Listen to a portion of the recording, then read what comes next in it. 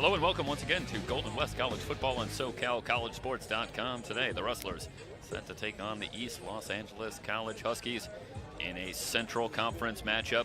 The Rustlers coming in still perfect on the season, 4-0 after a big win a week ago. A 24-13 win up at Bakersfield, knocking off the Renegades to keep their record perfect on the season. The Huskies coming in with a record of 1-3. They struggled last week at home, a 55-21 loss against the Fullerton College Hornets. They'll look to bounce back today. Moments away from the opening kickoff here from Huntington Beach, California. Game time temperature 69 degrees. Cooling temperatures after a hot stretch here in Southern California. Perfect day for football once again in Huntington Beach. And the Rustlers trying to keep a perfect record going. We'll come back for the opening kick on SoCalCollegeSports.com.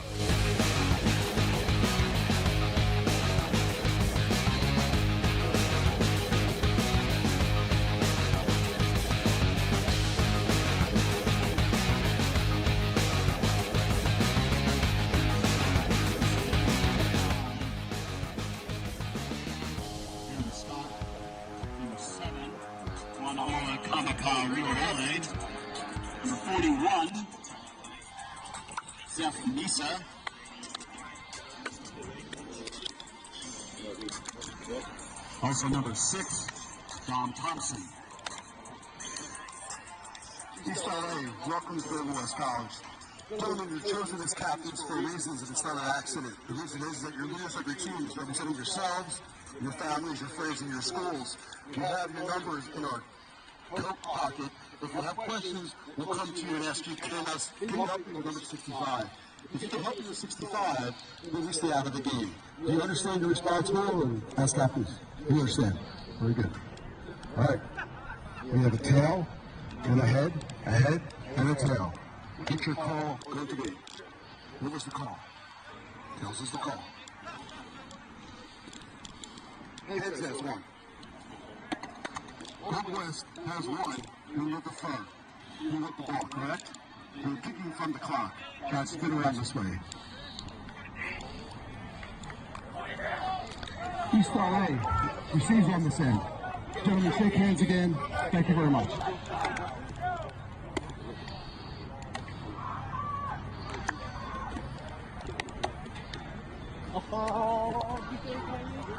At this time, ladies and gentlemen, would you please rise for the national anthem, today to be sung by Jim Johnson.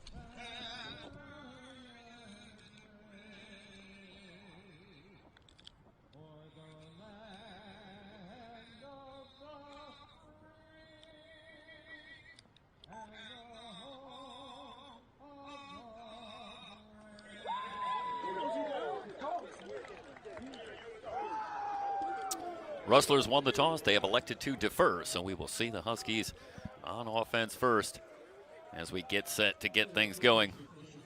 From Huntington Beach, skies starting to clear somewhat. Expect another beautiful afternoon. as the Rustlers look to try and close out this opening half of the schedule. On another win, they come in at 4-0 on the season. Meanwhile, the Huskies again coming in at 1-3. Huskies have struggled somewhat returning kicks as a team, a little under 17 yards per return, and the Rustlers have been outstanding in kick coverage, limiting opponents to just over 15 yards a return. The Rustlers have been doing it in all phases of the game, and never was that more true, arguably, than a week ago, when they were outgained in total yardage better than 2-1, and yet still managed to pull out a win against a very good Renegade team up in Bakersfield, 21-13. This time it was another big play defensively. Cruz Wheeler, the sophomore linebacker, a 68-yard fumble return for a touchdown in the third quarter. That made a 14-10 lead for the Rustlers. A 21-10 lead gave them a little breathing room. That's what they needed. They held on 21-13 for the win. Jeff, the last time these two teams played, I believe, was ELAC with the win, and that was in a playoff game, if memory serves. Actually, last year they did meet, as the Huskies, again, struggling a short return, short of the 20, and that's where they'll go to work. It was a 49-7 win a year ago for Golden West. You are referring to a meeting in a bowl game. That was back in 2023. And I thought Golden West held on in that one, but let me we'll look it up. But these teams do know each other well. This is a tough early season stretch in conference play for the Huskies. When we talked to Bobby Godinez this week, talking about his young team, said, we're in a tough stretch here. We know it. Got Fullerton last week. They're always big and talented, and now right back into it with as tough an assignment as you can ask for, coming to Huntington Beach to take on the Rustlers. But no choice. We've got to get back to it and try to bounce back. Quick completion to Rodriguez. Immediate first down out to the 30-yard line. I'm trying to go back and look up that bowl game for you, Mike, because now you got me curious. I think it was back in 2022. Patriot Bowl, if memory serves. That's right. Immediate first down for Logan Ebnett, the gray shirt freshman. At the controls, completes the pass for a gain of about 3. Finding Jaden Thomas. And Thomas brought down quickly by Faulkner. After a modest gain, brings up a 2nd down and 7 from the 33. Ebnett bounces over from Mount San Antonio College, where he initially matriculated after his high school career, after looking at ELAC certainly out of high school, but went to Mount Sac, didn't see any action, but now comes back to East Los Angeles as a gray shirt and has had a very strong start, now lofting deep, but overshoots his target, incomplete. He was looking for his tight end, Kamal Jabari. They'll bring up a 3rd down and 7. The numbers on Ebnett, completing 61% of his passes for 8 touchdowns over the first 4 weeks. But it was a mighty struggle a week ago for Ebnett against the Hornets. 4 interceptions in that game for Ebnett, so some growing pains certainly for Ebnett, but nonetheless, it's been a strong September for Ebnett, who gets a big challenge here against this Rustler defense. 3rd down over the middle, back to Jabari. And Jabari appears to have enough for the 1st down. Kamal Jabari, the converted wide receiver, but Bobby Godinez takes a look at the big, strong frame of Kamal Jabari and sends forth the idea of maybe moving over to tight end, and said Kamal Jabari was all about it. Excited to learn the new position and has really taken to it. Again, that big athletic frame is a matchup problem at that tight end position. Said he's done a great job picking up the greater need for blocking at the tight end position as well. But Jabari, the 2nd leading receiver, so still doing it as a receiver as well. Pressure coming in, a sack. Ebnett down back at his own 49. Rob Andrus coming on the blitz off the edge. The Rustlers without a sack a week ago in the win up at Bakersfield, but they do get to Ebnet here. Sets up a 2nd and long.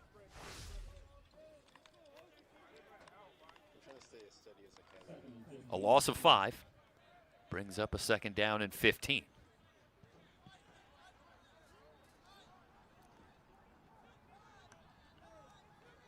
Four-man rush. Ebnet fakes, now dumps it short, and the pass incomplete.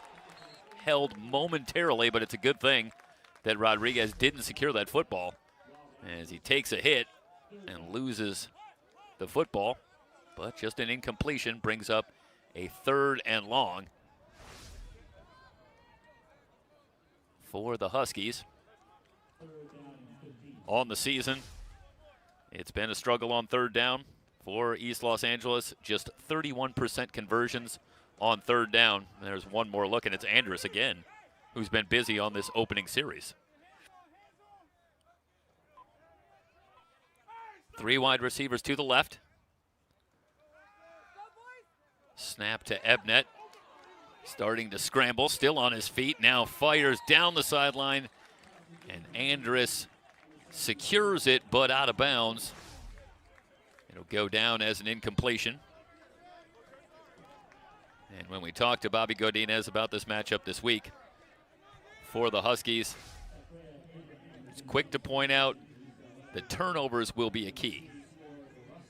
He said we cannot afford to turn the ball over. Certainly the way we did a week ago against a team this good. And that'll be the challenge for Ebnet, who again had those 4 interceptions in the game last week, to bounce back and take care of the football. A couple of 1st downs for the Huskies, but the drive stalls. The punt leaves it at the Golden West 20, and we'll see Noah Banua, presumably, and the Rustler offense for the first time today. Just underway. Golden West College football on SoCalCollegeSports.com.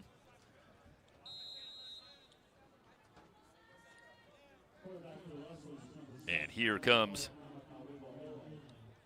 actually, no sooner do I say that, but we're going to have a look at Kamakawi Waole, who has seen some action in relief of Banua, but gets the start here today. 1st down handoff and a gain of about 3. Out to the 23-yard line. The carry for Aaron Mitchell, who comes in averaging just under 8 yards a carry on the season. 171 yards on 22 carries, but it was a struggle a week ago. Just 9 yards on 5 carries against a very good Renegade defense. Overall, Golden West struggled to move the football at all, whether it be on the ground or through the air. But again, found a way to win. Flag down. And this has been statistically an issue for Golden West. A little over 11 penalties a game on the season, but still the record 4-0. So how much of an issue? Perhaps not as much. Screen to Mitchell, who has some running room, bounces off a tackle. He's got the 1st down. Finally forced out of bounds north of the 35. This Travion Baker finally moving up to knock Mitchell out of bounds, but you see the good yardage after the catch as the first attempt not there. All the way out to the 38. So that erases the penalty and gives the Rustlers a 1st down. And they'll blow this play dead. Errant snap. Perhaps a good thing for the Rustlers, and a good thing gets a little better as the call goes against East Los Angeles. That'll leave a 1st and 5. A little bit of a surprise to see the standout center Inoka Sumida with an errant snap like that. But there was some contact, so perhaps that knocked him a little off balance. Either way, 1st and 5, play action, the throw over the middle, incomplete. Dom Thompson, the intended receiver. And the pass incomplete, brings up a 2nd down and 5. Pass well designed, just a little offline with the pass.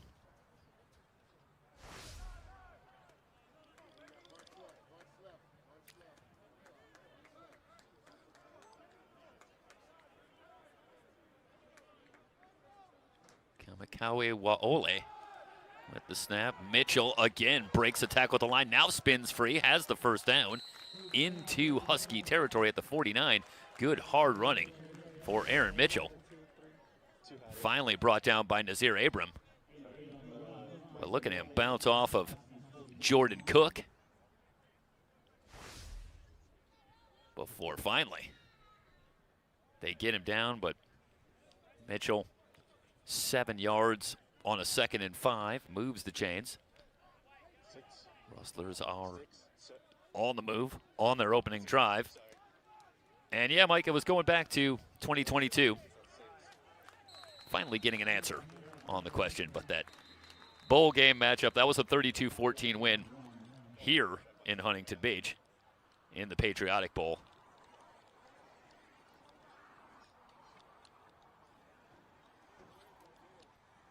Well, you give me enough time, I'll come up with an answer for you.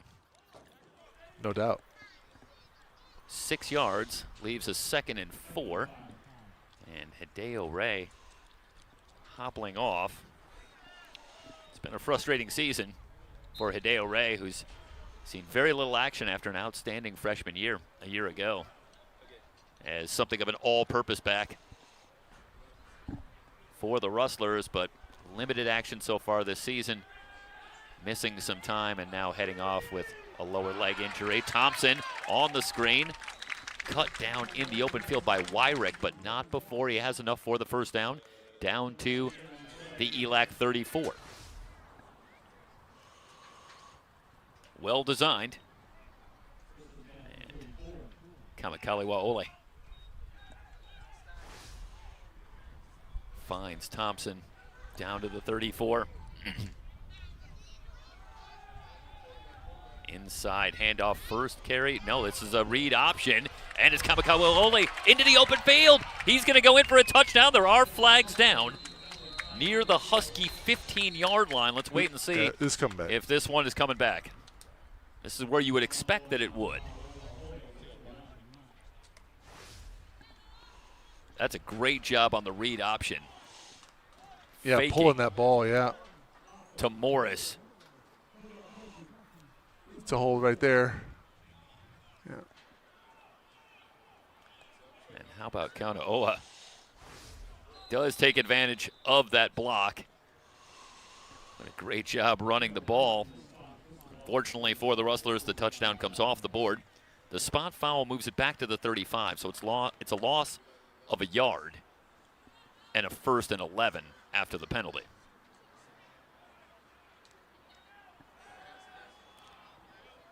Looking deep, and the pass incomplete.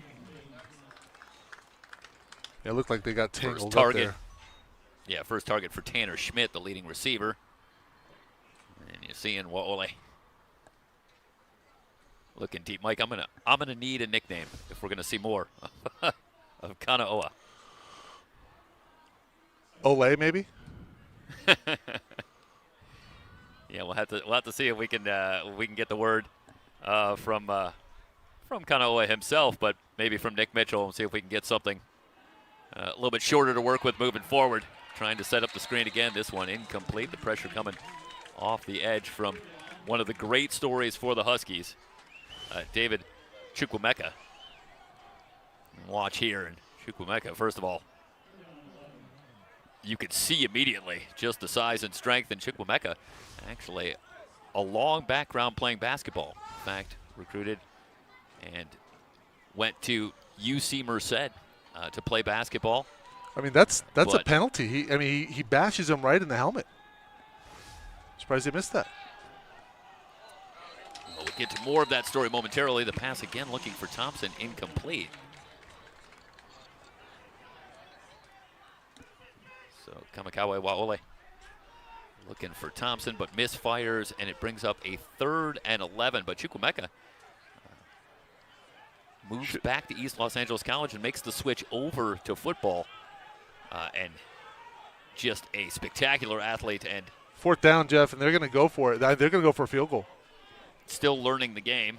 52-yarder. But already an impact player, and indeed, we will see the field goal attempt for Matthew Zavala, who's just 1 of 2 on the season. This one from better than 50. And the line drive kick hooks left, no good. So the Rustlers, rather than try the 4th and 11 or send out Aaron Stock, instead give Zavala a shot. The missed field goal will give the Huskies very good field position. Well, not a lot of great options there at 4th and 11 from the 35. Agreed. Maybe a little too close for the punt. It's tough to pick up a 4th and 11. And the 52-yard field goal, obviously a challenge as well. But the Husky defense holds midway through the first period. But we'll talk a little bit more about David Chukwuemeka as the game goes on. But in a series of late of players that have come to East Los Angeles College and made the switch from basketball to pursue football, and it's become something of a cottage industry for the Huskies. And they have had great success.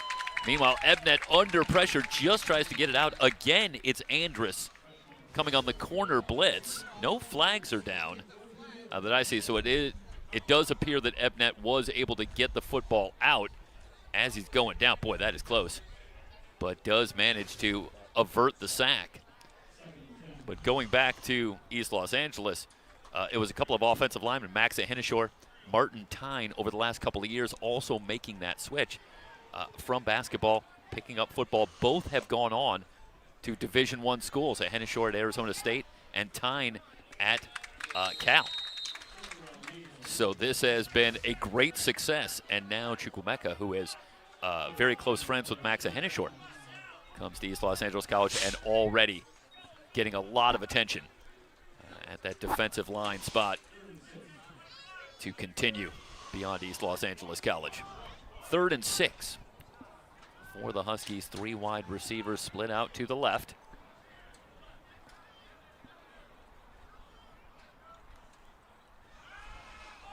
Four-man rush, Ebnet with time, pop flies, looking deep, and Faulkner is there, lays out for the interception. What a great play by Faulkner to come up with the interception. For the Huskies, not a total loss. This will function as something of a punt, as Faulkner, in securing that football, can't muster any kind of a return. So the Huskies do manage to flip the field. Pretty good ball skills there. It is there. their first turnover. Yeah. It is their first turnover. But this one, probably not the worst that you're going to see, given the situation. Nonetheless, the Rustler defense that was very good last week, as it's been all season, able to force the quick 3 and out.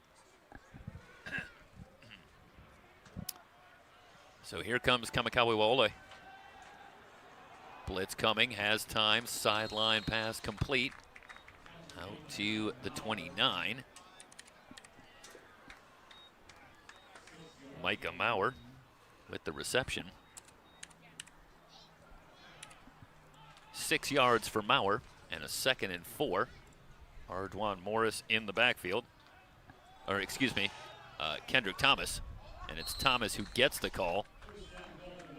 Wrestled down at the 35, enough for the first down.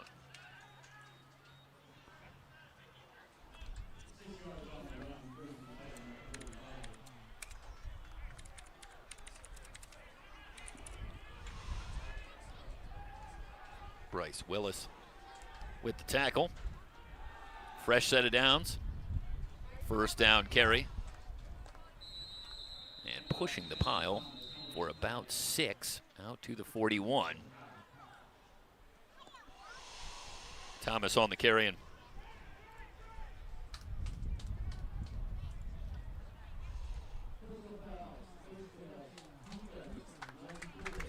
Gonna be a face mask on the defense. yeah, tack on 15 yards.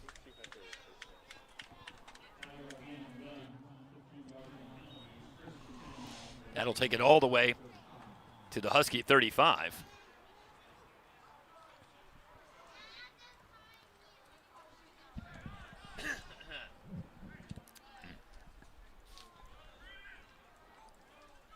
Pistol formation.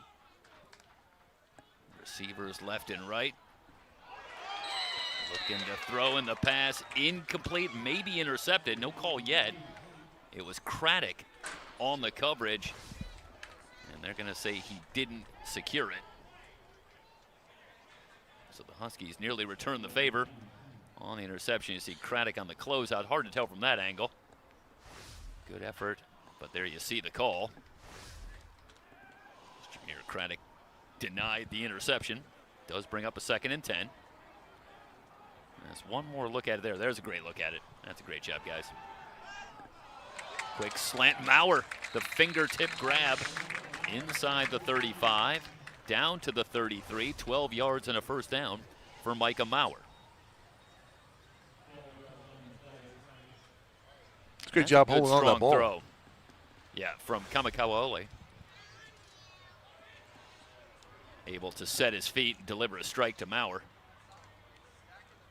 First down, Rustlers. Morris on the carry, looks to cut it back. Flags are down. He's brought down at the 29 after a gain of 4. The flag in the Rustler backfield. And the holding call will erase the yardage for Morris. Be a 1st and 20.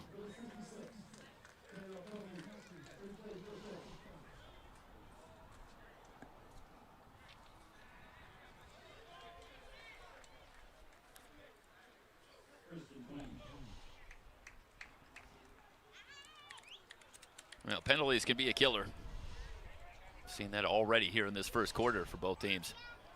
You get something going, moving the ball, and it really stalls the momentum. Blitz coming, good time for Kamikawiole. Pass complete for a first down. And the Rustlers back on the move. David Daniels working over the middle. And again, good protection. Finally run out of bounds, but not before. He picks up the first down on the 1st and 20. Levi Nez finally runs Daniels out of bounds. First down carry, Morris jukes his way forward, picking his way through his blocks for 9 yards, brings up a 2nd and 1. Good running for Morris. When these two teams met a year ago, it was the running game that was one of the primary deciding factors, with the Rustlers rushing for 294 yards on the ground to just 17 for the Huskies in the big win last season. And it's why Bobby Godinez, when he talked to us, was quick to point out how impressed he was with the running backs for the Rustlers. Why not? Based on what he saw last year as well as so far this year. That time it was Morris for 9 yards, bringing up a 2nd down and 1. The Rustlers into the red zone, where they have been outstanding this season, scoring touchdowns on 13 of 14 trips in the red zone on the year. That's good enough for 2nd in the SCFA. Morris has enough for the first down to the 7. Following the interior of that offensive line, sophomore standout Inoki Samita.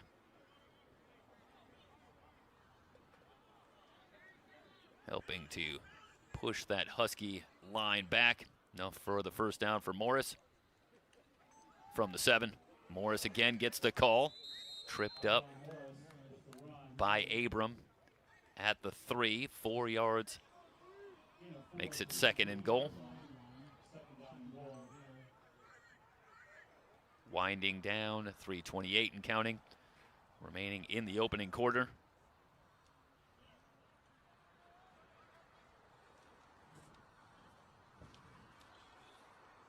And a change in the backfield.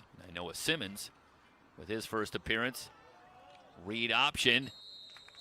Kamikawiole down to the goal line. No signal yet. Looks like he's about a foot short. Brings up a 3rd and goal. Rustlers want to work quickly. There's nobody in the slot. There you go. Simmons still in the backfield. Kamikawiole will work from under center. 2nd effort. Flags are down. Kamakawi-Waole did get in for the touchdown, but let's hold for a moment and see what the call is. Flags came in on the snap. Let's go back to that touchdown run. I thought he was in. Oh, I don't think there's any question about it on the second effort. He's initially stopped here. Well, oh, this is the previous play on second down. Yeah, I see what you're saying, Michael. Okay, so they're going to wave off the play entirely. And it will go back to 3rd and goal from the 1-foot line. And you see Will McKissick, who's had a great start to the season as well at tight end, on the left side. I think we're going to see Kamakawi-Waole on the keeper once again. Nope, it's going to be Simmons. Simmons, little hesitation, now falls forward, in for the touchdown. Now Noah Simmons, his first rushing touchdown on the season. It comes from a yard out. The Rustlers once again able to punch it in for 6 in the red zone, as they have been prone to do so far this season. Once again, nothing fancy, but able to run the football in the red zone. And how often that leads not just to touchdowns, but to wins. You can run the ball in the red zone. Snap, placement down, Riggs, extra point, up and good. And the Rustlers draw first blood. 2:20 remaining in the opening quarter. Golden West on top, 7-0. It's Rustler football on SoCalCollegeSports.com.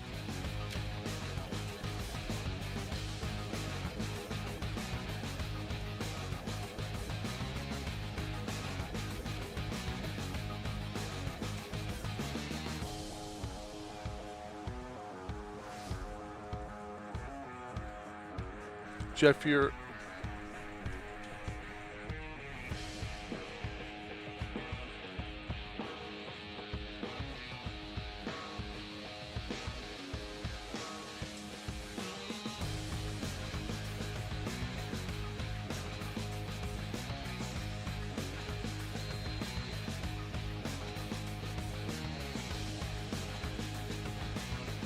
Rustlers grab the lead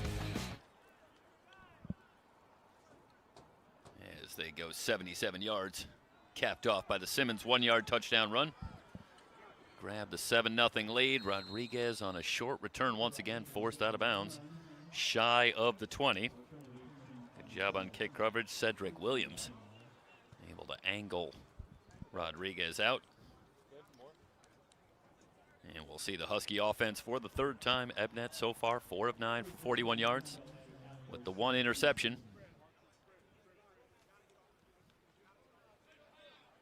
But the Huskies thus far, as was the case last year, unable to get much of anything going on the ground. Ebnet minus 5 yards. This is the first handoff that we've seen. And good running room, 1st down and more into the Rustlers secondary, all the way out to the 37. C.J. Bozeman, the leading rusher on the season for the Huskies, finds some running room.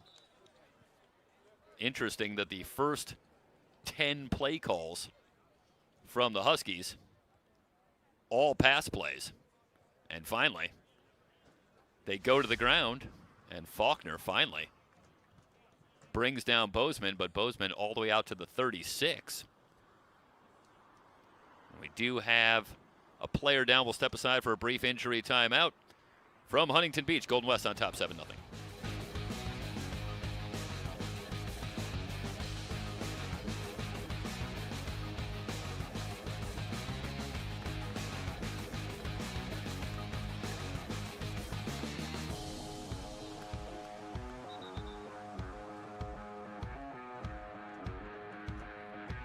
Caleb McCutcheon up and moving off under his own power.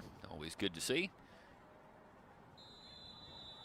20 yards on the run for Bozeman. Takes it to the 36. Pistol formation. Ebnet. They give straight ahead. They'll go back to Bozeman for a gain of a couple. Rustlers on the season, as is typically the case, have been outstanding against the run, limiting opponents to under 3 yards a carry. and under 100 yards a game on the ground.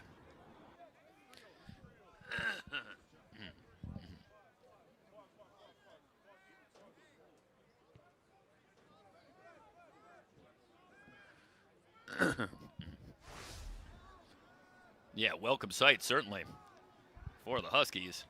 They are going to need to be able to run the ball if they want to stay in this one. Ebnet out in the flat. First catch for Alexander, the leading receiver. Late flag comes in for the Huskies. 11 yards for Alexander, but let's see what the call is.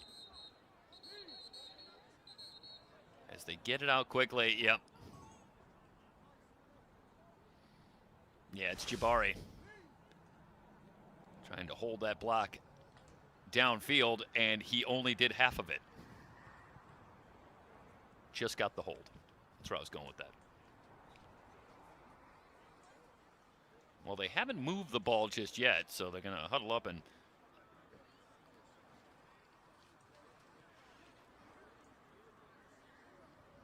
Alexander, who came in with 19 catches on the season, better than 20 yards of reception. Big. Okay, so they'll take it back to the 34. Would it be 1st and 12? So they'll take away all of the yardage from Alexander, thanks to, it's 2nd down. And a little bit more back to the 34. Mentioned Alexander, another tremendous athlete for the Huskies. Terrific football player as a bounce back from Georgetown. Coming back to East Los Angeles, but certainly will be on his way again, they expect. Bozeman with running room again. Down that far sideline, has enough for the 1st down, and C.J. Bozeman, who comes in averaging better than 4 yards a carry, 158 yards on the ground to lead the way for the Huskies, who have struggled to run the football for much of this season. But Bozeman off to a fast start. On his first 2 carries, they'll spot it at the 47. Still enough for a 1st down for Bozeman, who's up to 35 yards on his first 3 carries. Meanwhile, time running down here in the 1st quarter. Could be the last play from the pistol. Back to Bozeman, hit in the backfield. And perhaps with a good spot, he got back to the line, but kind of lost a yard. The Rustlers ready on the carry by Bozeman as Zeph Misa meets him in the backfield. We're through 1. Golden West on top of East Los Angeles 7-0 on SoCalCollegeSports.com.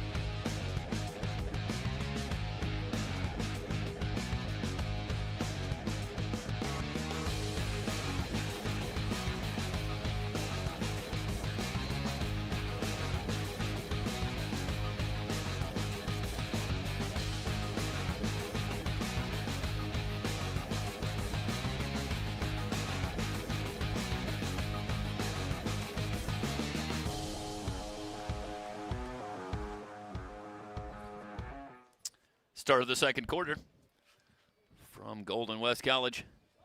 A 2nd and 10 for the Huskies. 3 wide receivers, play action. Ebnet with time, now over the middle. Pass is picked off. Another turnover for the Rustlers down that near sideline, and gonna go in for a Rustler touchdown. Mason Dreifel with the pick 6, and the Rustlers with a big turnaround. After the Huskies were driving, had it to midfield, the Husky defense comes up huge again. We'll give you another look Nick Mitchell pleased. Another big play in that Rustlers secondary as Dreifel steps in front and then finds open field. And turnovers, indeed, a developing storyline here in this first half.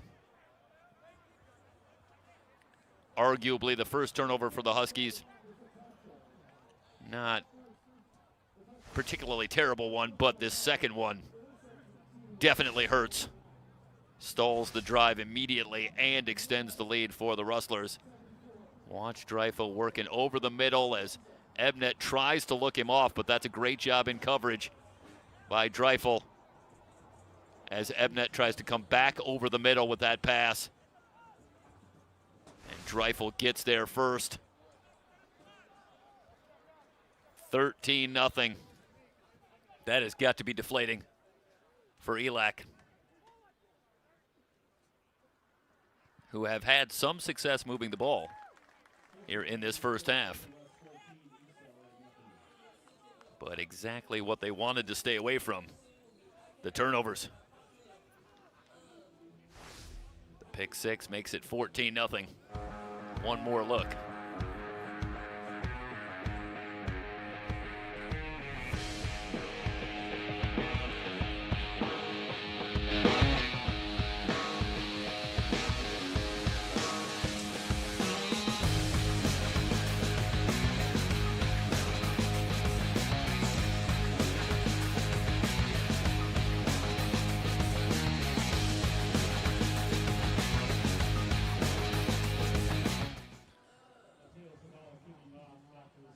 Rustlers extend the lead. Zavala will tee it up. Early second quarter.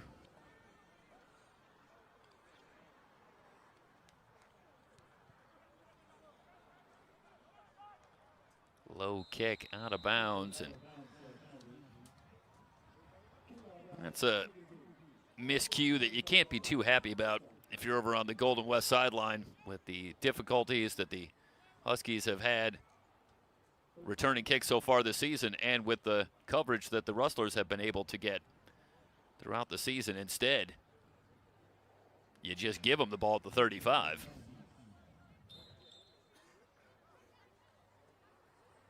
So perhaps a break for the Huskies, who will come out with Bozeman in the deep eye. Behind Logan Ebnet.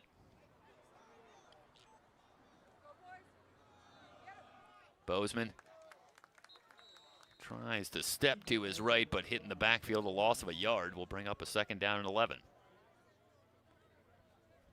Well, it's a gauntlet, all right, for young Logan Ebnet, who has to have a very short memory after the 4 interceptions a week ago.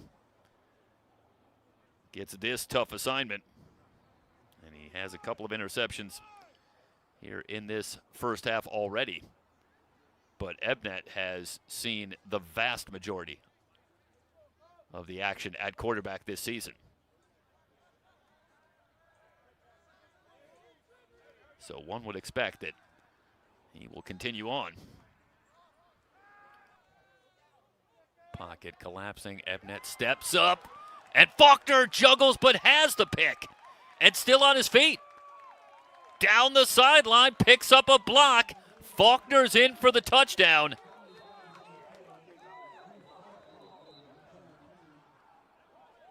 And yeah, we do have flags down, and Ebnet heading off, and well, hit to his own helmet. He knows that this is a ball that he would love to have back. As you see here, Faulkner trying to bait that throw and able to get a hand in and then secure it. Picks up a block from Andrus. Let's wait and see on the flag, but Ebnet would have done well just to hold on to that football, maybe get what he could on the ground, but tries to get a pass off, and Faulkner there. It does look like the flag is going to go against Golden West. So it's after the interception. but take the touchdown off the board. Faulkner does get credit for the interception, and the Rustlers will start from the Husky 39. And that's a lifeline here in the first half for East Los Angeles. At least now their defense has a chance to try and keep it at 14. First down carry, nothing doing. Abram there quickly to bring down Ardwan Morris. Let's watch here. And this is, Mike, I think the strength of Faulkner. First, the heady play to back off just a little to see if he can get that throw, but then the strength to hold on to that football and the illegal block on the return, and that'll take the touchdown off the board. Morris for perhaps a yard. So not much doing on the ground for the Rustlers, and now they face a 3rd and 8. Golden West on the season, 42% conversions on 3rd down, but this will be a tough assignment.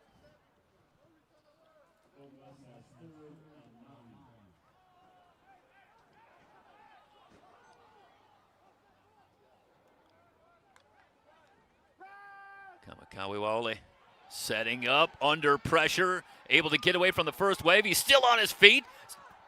Takes another big hit. How did he stay up from that second hit? Finally brought down.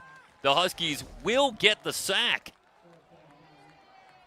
But this is just ridiculous strength. Watch here as he stays up, and then a big hit there. But still up and finally brought down. There is a flag down.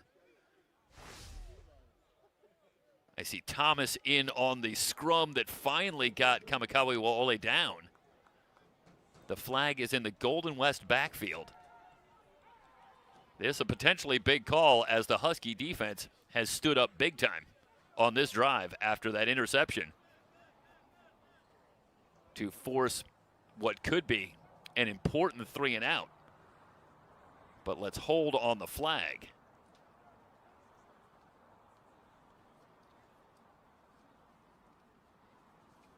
Jeff, we're going to bring back the replay here.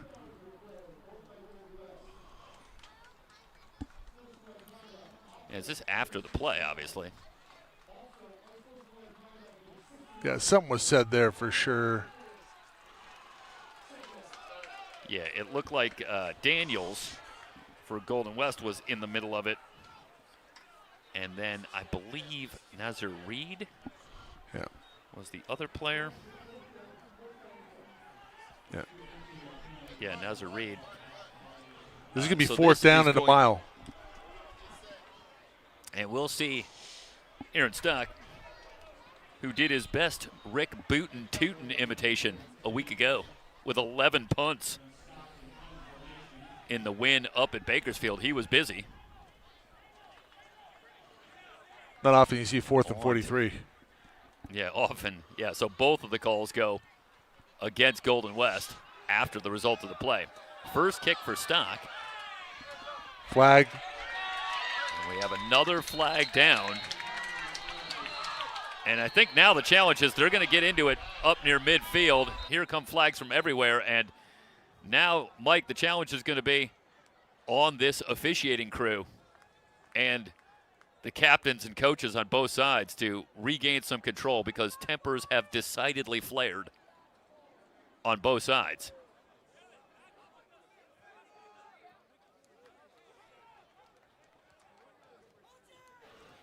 All right, we'll go back to a replay of it here and see.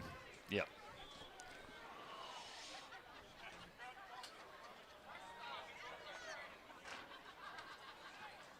And yeah, it's down there around midfield and just still going, and then flags from 2 different parts of the field. There was a flag down near where the football ended up at about the 38 or 39 yard line, and then back at midfield, which is obviously going to be some combination of personal fouls, but still waiting on the flag that was out near where the ball was ultimately touched down by the Rustlers. Jeff, we see here at the bottom of your screen bottom of your screen there, 2 players engaged right there. And that's kind of where it starts. Oh, for sure. And obviously shoving them back and, kind of devolves from there. Yeah, but Mike, I'm interested. What is the call up also where the ball ended up? That flag came in right about the time that a Rustler player touched it. And there's a lot to sort out here, but also there is also the concern about flags after every play coming forward here, and can you regain some control in this one as well? We still have a long way to go. This is early second quarter. A lot of football to be played. Yeah. So we have offsetting penalties on the personal fouls and unsportsmanlike. What we are going to have enforced is an illegal block in the back, the one play you're alluding to here, Jeff. Now let's go back to it. We're going to see this right at the end here. You see right here, that block right there. Okay. That the illegal blindside block, that's what they're going to flag it for, and that's what's going to be enforced on this play. Everything else is going to offset. Yeah. And there's Micah Maurer with the appropriate response to the penalty. just happy about the yardage. But I'm always a little surprised, and we'll see moving forward here. There's a willingness to throw flags, but I wonder if there's a willingness to maybe make the point to both benches that if it needs to continue, the players will start being thrown out. Yeah, I believe the rule is if they get thrown out here, they miss next week as well. So I mean, Goldwest got to be smart here. Yeah, perhaps officials are loath to bring about that kind of penalty for that kind of thing, but we have seen games where you start to see flags after every play. If you can't regain some decorum, after players maybe start to lose their temper a bit as the play gets very physical. Number 64 is disqualified from the game. So we have had a disqualification. I'm disqualification. 64 Golden West. Yeah. And that is not on the roster that I have, but I believe it's Lihano Atuatasi. And Atuatasi, a returning sophomore for the Rustlers, and part of the rotation on that offensive line. So Atuatasi has been disqualified. And amidst all this, we do have a change at quarterback as well. So Logan Ebnet heads out for the time being. And we will see a new quarterback. And it's Anthony Hernandez. Actually, I thought it was, but no. It's Brandon Valencia. So Brandon Valencia, a sophomore at John Muir High School in Pasadena, gets the call. And again, Ebnet has really seen a great percentage of the action. I'll get the numbers here momentarily on Valencia. But it has been almost exclusively Logan Ebnet at the controls for the Huskies, but that'll give you some sense of where the thinking is on that ELAC sideline as Ebnet on his last throw tried to squeeze one in, and Faulkner there for the interception, and the Huskies fortunate not to give up the pick six on a very dangerous throw. And so the decision comes to give Valencia a chance. Let's look back at it here, and obviously all of this happened so fast. You can't lay too much at the feet of Logan Ebnet, who's trying to make a play, but that is generally a very dangerous throw out into the flat, and Faulkner was on it. And again, the Huskies do very well, catch a break to not give up the immediate pick six, and then their defense steps up with a big stop, getting a quick 3 and out to keep them in this game, still down just 14.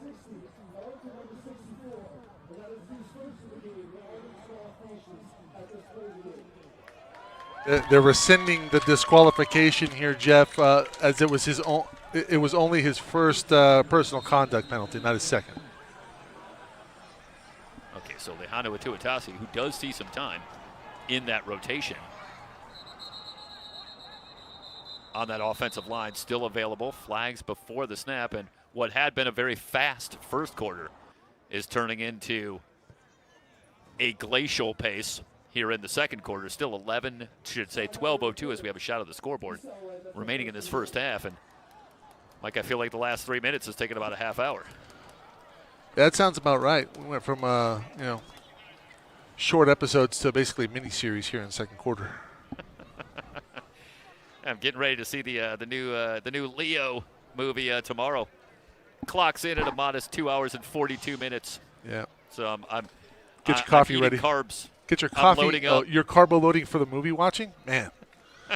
Has it come to that? I'm gonna need full energy to make it through. Can only hope it's good. Brandon Valencia, 3 of 8 on the season for 17 yards. No touchdowns, no interceptions.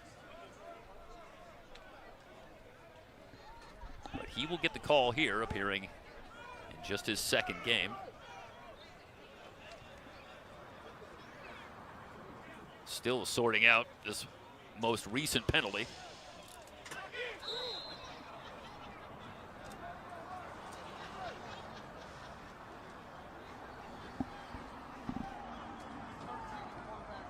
Now we're ready to go.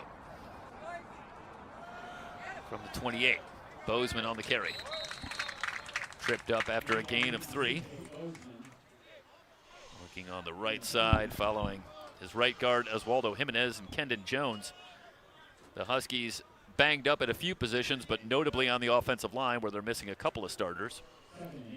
So Louis Aguilar, Oswaldo Jimenez moving into the lineup.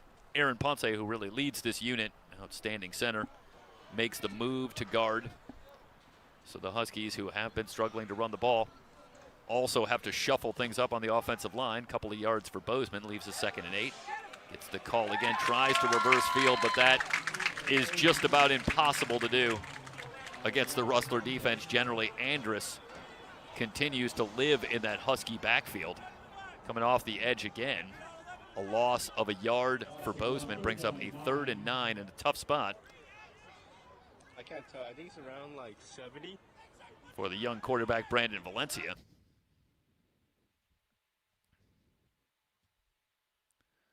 Three wide receivers on a 3rd and 9.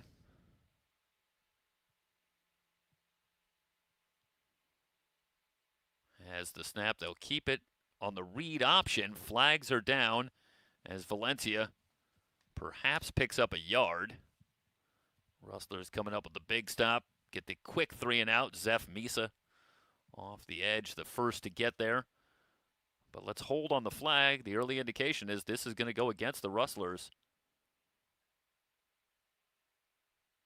5-yard penalty brings it to the 40. Actually, that's a 10-yard penalty. So, yeah, Valencia got about a yard to the 30, tack on 10 yards, and the Huskies get a big first down via the penalty. Continue this drive, give their defense a little more time to rest. And now we'll see the change again at quarterback, as they'll come in with Anthony Hernandez. Flanked by backs left and right. Read option, Hernandez trying to drag the pile, got a yard. Well, I'll tell you, that is some kind of strength. Coming off the edge, Asher Jackson, the freshman linebacker out of Mesquite, Nevada. As Hernandez brings a load, watch here. Well, that's just the tail end of it, but Hernandez does well. Jackson does well to bring down Hernandez after a gain of just a yard. 2nd and 9. Football resting on the Husky 41. Meanwhile, another conference for the officials. We should point out, as part of the overall storylines for this first half, that It does appear for the moment as though some control has been reestablished. So credit to both teams. Yeah, Jeff, I think that's exactly what they're doing. I think they're talking to both lines, just saying, hey, let's settle down here. Yeah, and I think they have, and I do want to give some credit to the teams themselves, that they appear to have been able to get themselves back to playing football, at least for a few plays. Let's see if they can keep it going. Hernandez with an offset I formation on a 2nd and 9. Bozeman on the carry, looking for the edge. He's got it. Heads out of bounds near the first down marker. It'll come down to the spot. Another flag. Do have a flag down over on the far side. It looks like Bozeman was initially about 2 yards shy of the first down marker, which would bring up a big 3rd and 2, but let's wait and see what the flag is.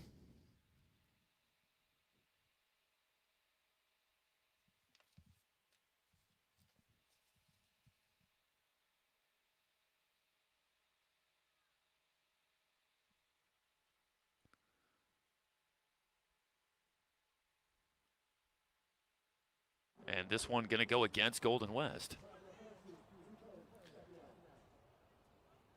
Already the 7th penalty on the Rustlers for 75 yards.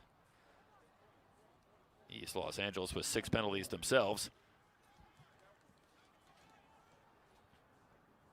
Of course, last year when these two teams met, the Huskies had just 4 penalties to 17 for Golden West. But again, it was the Rustlers that won going away 49-7. So clearly you can overcome some flags, it would appear. Meanwhile, flags are down once again. There's not much doing on the ground. First carry for Bernardo Blanco. And Blanco, who has seen limited action but has been very, very effective. 10 carries for 102 yards on the season. Didn't get much there, but the penalty against Golden West will give the Huskies another first down. Another offsides, and that was Asher Jackson trying to time the snap. He was a little early. And instead of stuffing the run, it's going to be enough penalty yardage for a first down here for ELAC. Yeah, the Rustlers doing a lot of the, excuse me, a lot of the lifting on this drive for this Husky offense, who now has it in Golden West territory at the Rustler 49, back to Bozeman. And Bozeman, churning his legs, has 4 yards to the 45. Jeff, got to be really impressed with Bozeman here in the first half. Looked very impressive in some of his runs. Saw that big chunk play earlier with a nice jump cut. That time, good hard running for 4 yards, 2nd and 6. Yeah, Bozeman had a big year last year at Chafee, but makes the move to East Los Angeles, coming back a little closer to home, but was a standout a year ago as Chafee had a big year, but now a little turnover in that Chafee program. And so Bozeman makes the move back to East Los Angeles College. Bozeman again on the carry. 4 more yards leaves a big 3rd and 2. Huskies have accomplished one goal of holding onto the football, stalling the momentum for the Rustlers, maybe giving their own defense a bit of a rest. But looking to put something on the board. Down 14-0. They are 2 of 4 on 3rd down in the game, facing a 3rd and 2 from the Golden West 41. Stay with Bozeman in the backfield. 3 wide receivers to the left. Quick throw, batted at the line and falls incomplete. And now a decision for Bobby Godinez on a 4th and 2 from the 41. Look at the penetration here, Jeff. Yep, Caleb McCutcheon, who left earlier with an injury, but back out there and announcing his presence with authority.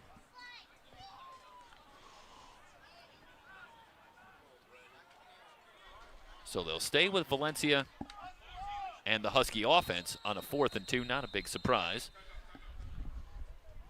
The Huskies are just 1 of 4 on 4th down on the season, and they're going to take a timeout.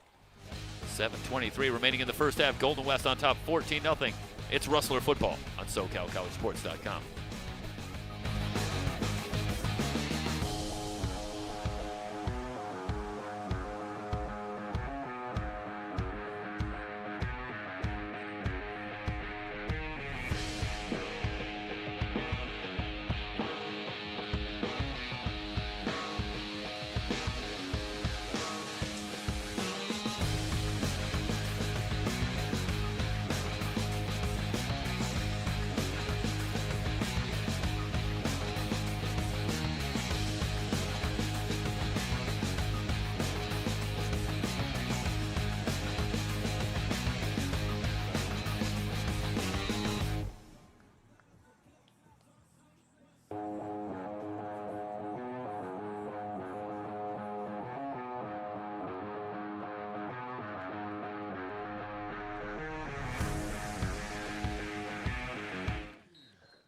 Fourth and 2.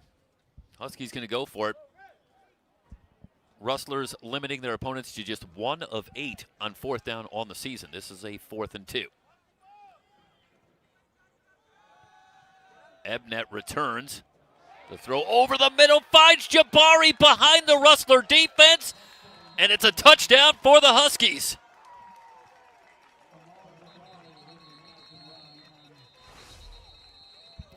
Kamal Jabari.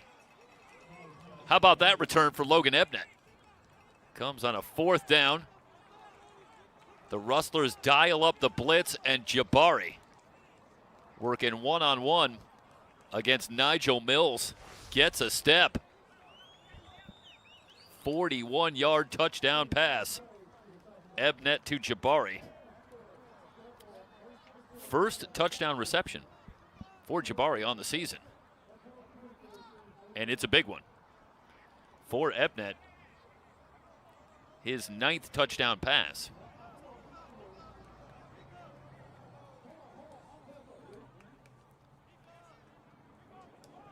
Well, Mike, that's a great play call and great execution by the Huskies.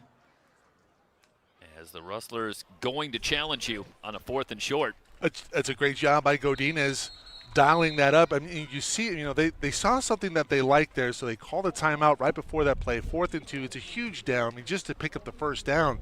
But they dial up that play knowing that Golden West is coming right out of post and in for a touchdown. And we got a ball game. And maybe just a slight assist for C.J. Bozeman. 9 carries for 43 yards. And I think Bozeman and that Husky offensive line earned some respect in this first half running the football. And you have to respect that. You get Jabari one-on-one. Gets behind. And again, Nigel Mills, who's had an outstanding season out there one-on-one. Receptions for the returning sophomore. The extra point, no good. 14-6. Let's watch here one more time. Take you back to the touchdown pass. Ebnet to Jabari. 14-6. Rustlers on top.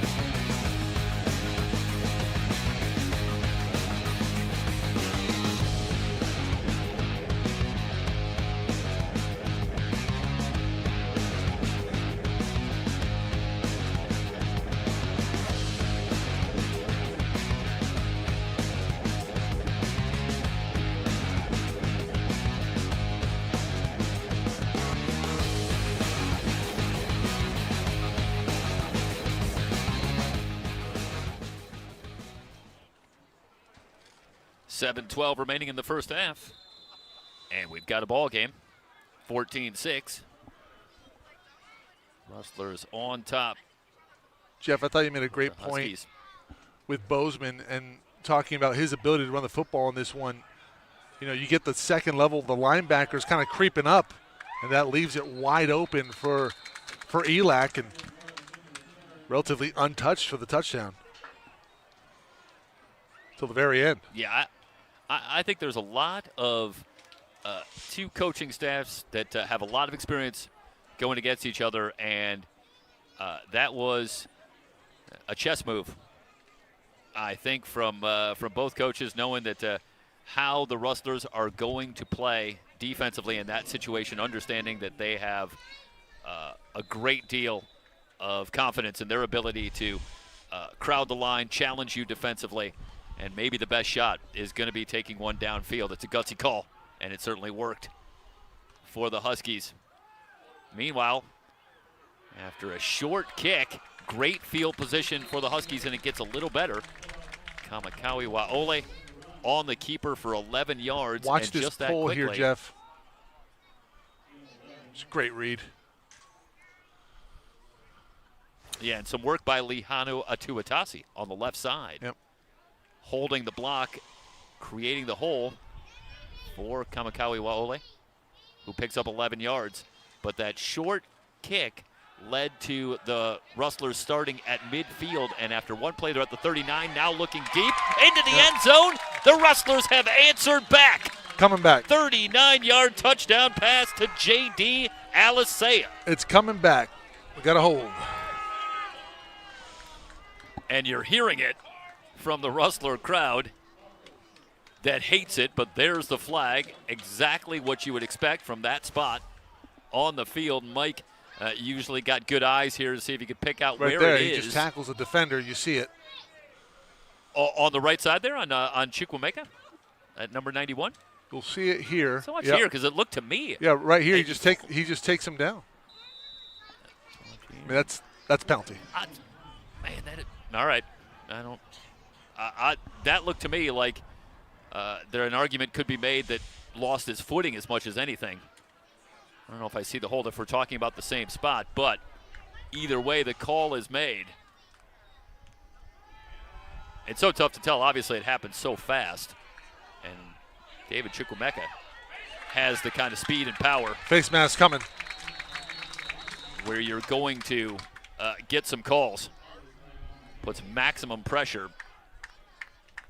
Sorry, Jeff. We were so back to live action. Cut and replay here. We're back to live action. And we see here reception. And we're going to see a face mask here at the end. Right there. Yeah, up high, and it's going to draw the call every single time. Yep. You cannot be surprised by that. I believe it's interesting that that's Jaden Thomas, who is one of the leading receivers for the Huskies. But if that number is accurate, then Thomas, I believe, plays both ways. Is obviously out there defensively as well. Jeff, we're going to go back to that play. Showing you some of the replays. The hold here. Oh, sorry. And back live, Kamakawi Waole continues to do damage with his feet. All the way down near the 20-yard line, we do have a Husky player down. Let's show you this play. Quarterback draw. Good hole up front. And there you see Kamakawi Waole able to break another tackle as they'll take a look at a Husky player. See the clock, 5:38 remaining in the first half. The Rustlers on the move.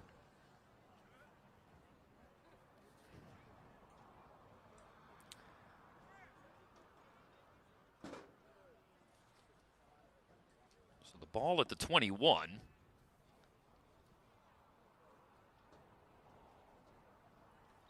Which should make it 2nd and 2. Haven't adjusted the scoreboard just yet. After an 8-yard run.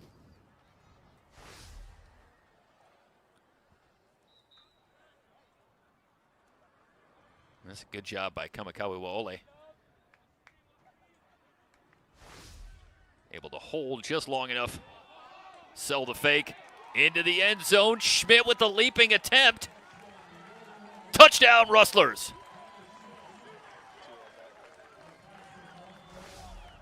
So they were denied for a moment, but eventually they find pay dirt. Schmidt holds on for the Rustler touchdown. And for Tanner Schmidt, his first catch in this one. And it is third touchdown reception on the season. And the Rustlers take advantage of the short field, starting from the 50. And eventually, Kamakawiwaole finding Schmidt. It's the first touchdown pass on the season for Kamakawiwaole. And it gives the Rustlers a 21-6 lead. Rustlers back to some breathing room. On the touchdown reception by Tanner Schmidt, it's Rustler football on SoCalCollegeSports.com.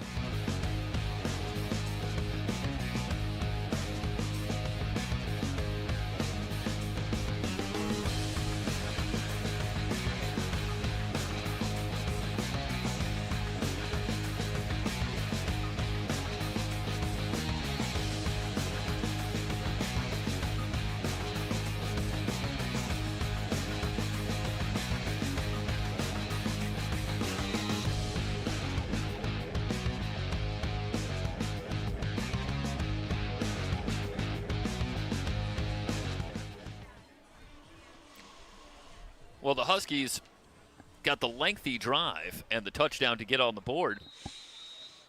And we wondered at the time, would the benefit be to that Husky defense that got a little rest? But maybe the real beneficiary was the Rustler offense that got some rest on the sideline and came back and made quick work on their drive, going 50 yards. With Kamakawiwaole finding Tanner Schmidt to push the lead back to 21-6. Thomas on the return, ridden out of bounds over on the far side. Out past the 30-yard line. So good field position to start for ELAC.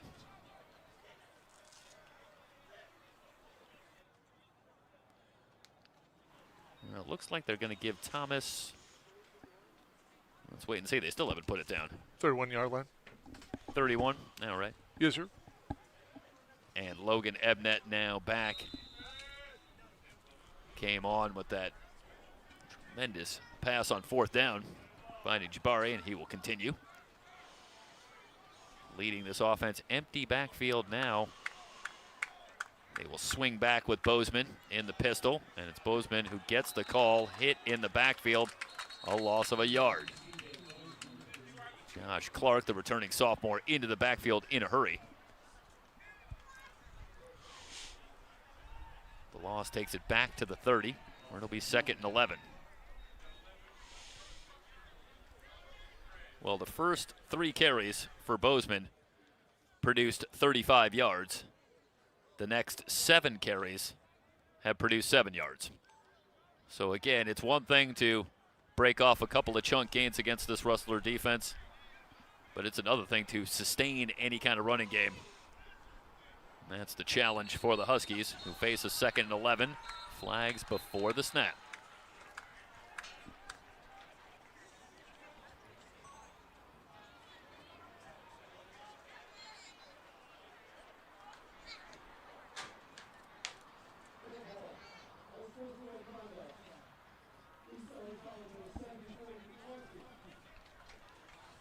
So the call goes against East Los Angeles, and this will back them up all the way back to the 15, where it will be 2nd and 26.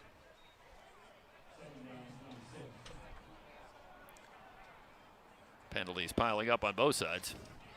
Both teams now with 9 penalties here in the first half.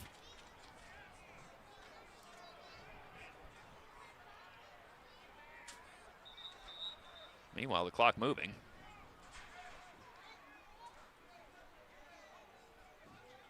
Now they'll stop it with 4:16 on the clock.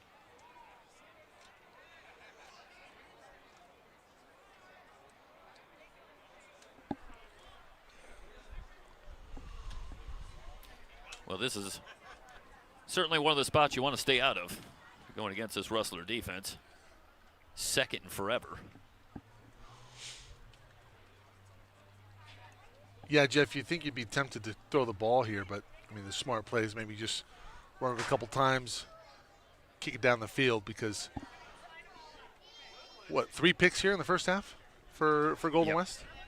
Yep. 1 for a touchdown, 1 that should have been another touchdown but was called back? Yeah.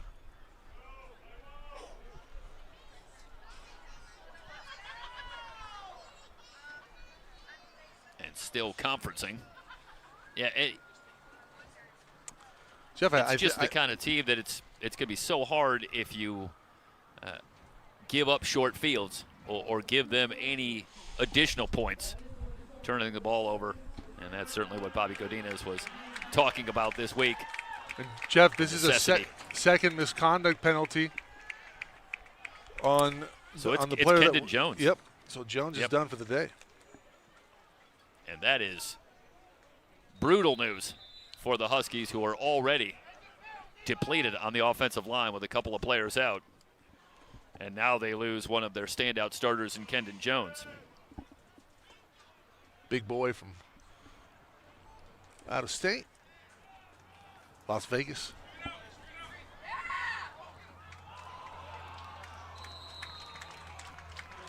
And that play going nowhere. Trying to set up the screen and complete, but for nothing. And now it's 3rd and 26. Did well just to get back to the line of scrimmage. You know, Jeff, this is one of those teaching moments here for Golden West. You really, really have a foothold on this game right here. You have a team backed up. This is where you don't want to commit just a foolish penalty. You know, something that's going to move the chains, get a fresh set of downs for ELAC. You know, you could go up even bigger going into halftime, get the ball back here very shortly. 3rd and 26. Ebnet looking left. And the pass incomplete. Wanted Alexander. Nothing there. And Jeff, I really want the Rustlers get the 3 and out. Sorry, Michael. Really want to take my hat off there to Caleb McCutcheon. We see here he could easily tee out from the quarterback. Instead, he holds back, and instead it's incomplete, Smart out of play. bounds. Absolutely. Yeah, you go back to the previous drive, Yep. and amidst the storylines of that drive and the big play on 4th down was the fact that there were a couple of penalties by the Rustlers to continue that drive and give the Huskies a chance to eventually find the touchdown. Meanwhile, Schmidt trying to reverse field all the way to the near side. Finally run down, but a solid return from Schmidt will leave the Rustlers with a very short field at the Husky 33. So indeed, you come away with the quick stop defensively and a golden opportunity as a flag down now well between plays.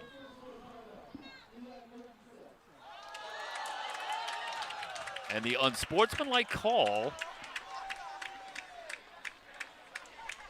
looks like it goes against the sideline for East Los Angeles College. Am I saying that right, Michael? You are, and I wonder what was maybe said potentially by the staff that was whistled. And you see Coach Godinez obviously not happy about the call and still going back and forth with the white hat. Maybe. You don't want to speculate too much, so. But obviously, I think something got their attention over on the other side, and I think the crux of the argument is we're responding to something going on over there, so is this a one-sided call, or are we looking at both sides? And again, that's just speculation about what they're talking about, but it does appear that they're motioning that something got their attention, and maybe they picked up the flag. But how often do you see it, Michael? It's the second. You have to know that sometimes it's the response that gets the flag, not always the initial. And maybe that's not fair, but certainly that's how it turns out a lot of the time. In any event, the 15 yards will immediately put the Rustlers in the red zone where they have been outstanding. Well, Jeff, it's a tough situation. You get Jones coming off on his second unsportsmanlike, and then that time sideline gets flagged. And now the Husky defense that had to come up with a big response after the interception by Faulkner earlier. Man. Will have to come up even bigger here. Thompson with the reception, but lost a yard back to the 19. I mean, it's an impressive play. Look at the vert there. Oh, yeah. I would know nothing about that. First shot in. Hey, you did once upon a time. No. Call it. No. Loss of 2. Setting up the screen for Mitchell. Mitchell looking for a block. Weaving his way forward. Inside the 10, finally brought down by Reed at the 7-yard line.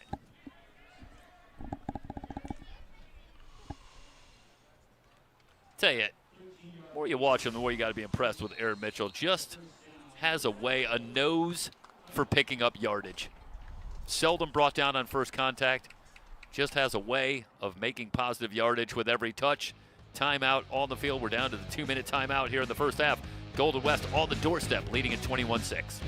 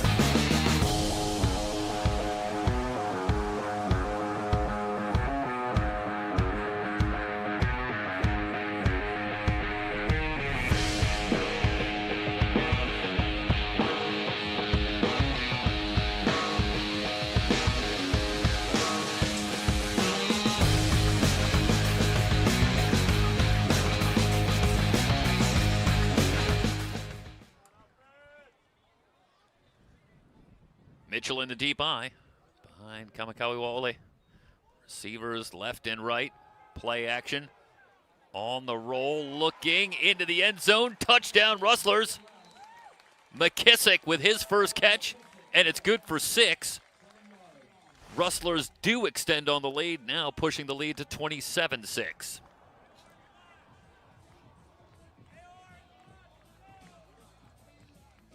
And Mike, I think another thing somewhat lost in this first half is the way in which Kaunaoa Kamakawi Wale has settled down as this first half has gone on. Now 10 of 15 for 115 yards and a couple of touchdowns with no interceptions. And as the first half has gone on, I think he's become more and more settled, and the throws more and more accurate.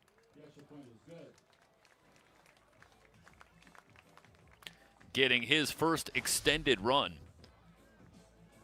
here on the season. Came in having thrown just 12 passes, 5 of 12 for 51 yards, but getting a long look here today.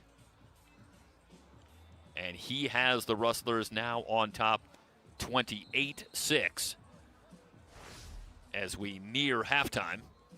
Still time for the Huskies with 1:51 remaining in the first half.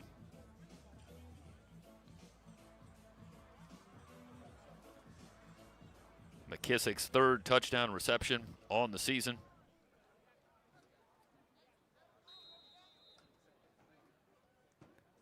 Good for 7 yards. And the lead now 28-6. Matthew Zavala will tee it up.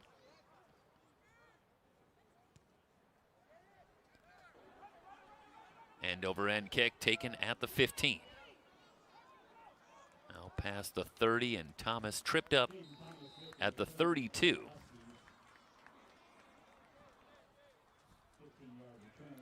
I want to correct, I believe that was Bernardo Blanco on the return.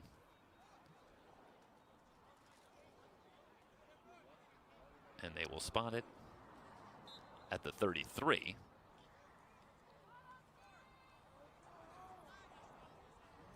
And on comes Logan Ebnett and the Husky offense.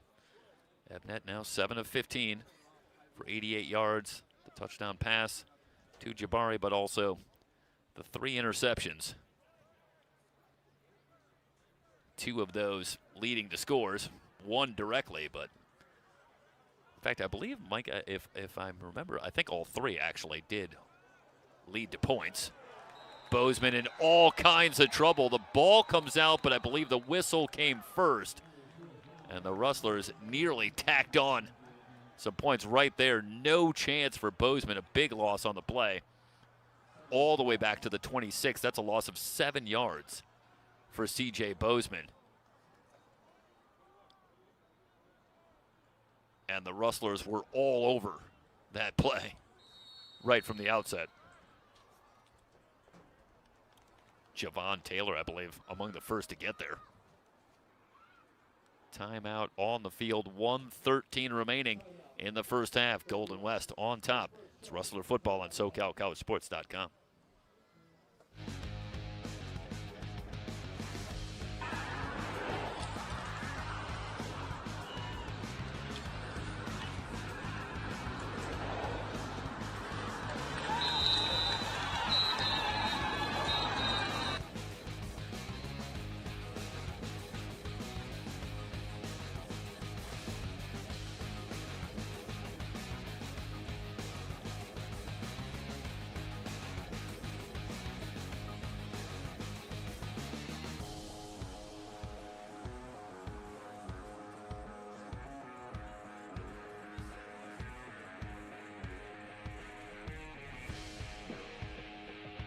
Yeah, we did run that replay as we headed out for the break, and you see Pearson Sapiga, as well as Javon Taylor getting there quickly, and arguably that ball was on its way out or out before that whistle came in, but there is also the question of, had forward momentum been completely stopped before that ball came out? Meanwhile, Bozeman hit well behind the line again, and the Rustlers, sensing the opportunity, going to take another timeout as this pushes it all the way back to the 20. Back-to-back big losses running the football after the Huskies had done far better in this first half running the ball than they did certainly when these teams met a year ago, but that number coming down with each successive carry as the Rustlers, warming to the task, have forced a third and very long when we return. 1:07 remaining in the first half. Golden West on top, 28-6.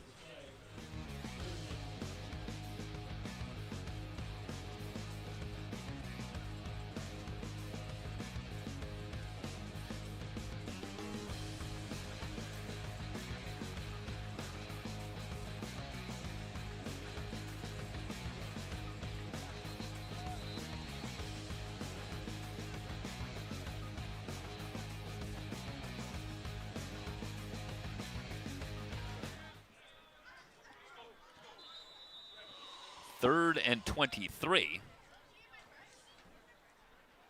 for the Huskies. And the Rustlers do have one timeout remaining. Ebnet going to dump it short for Alexander. And Alexander out to the 25, certainly well shy of the first down marker. The Rustlers will take their final timeout. So they'll have a little under a minute still on the clock, but they are out of timeouts nonetheless.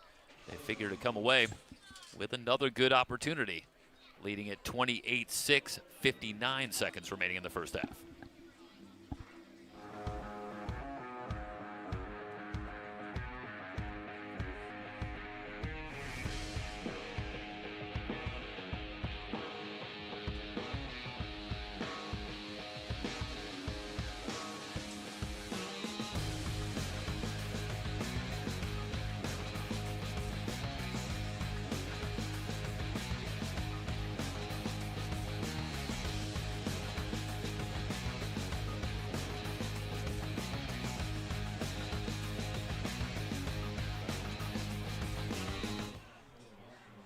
Zachary Abraham back to kick it away.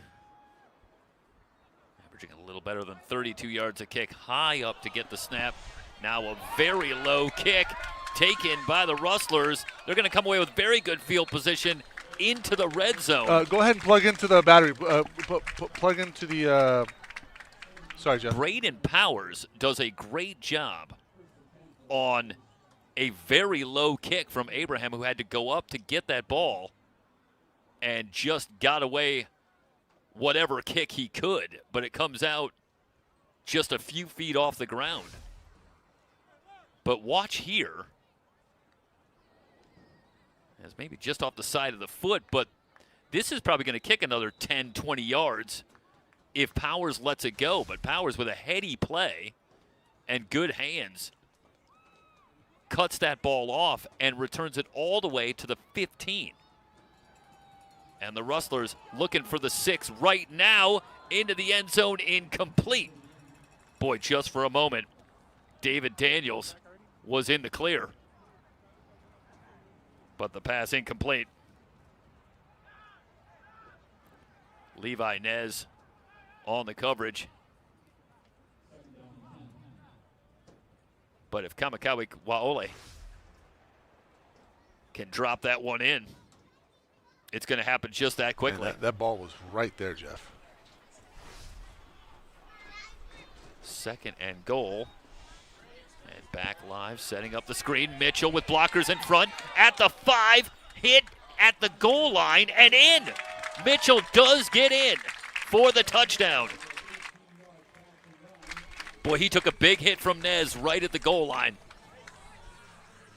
But as is his custom, Mitchell finds a way to fall forward and get in for the touchdown. And in 2 plays,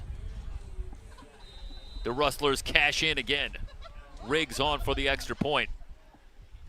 Down to 33 seconds, but the Rustlers have broken this one open here late in the 2nd quarter.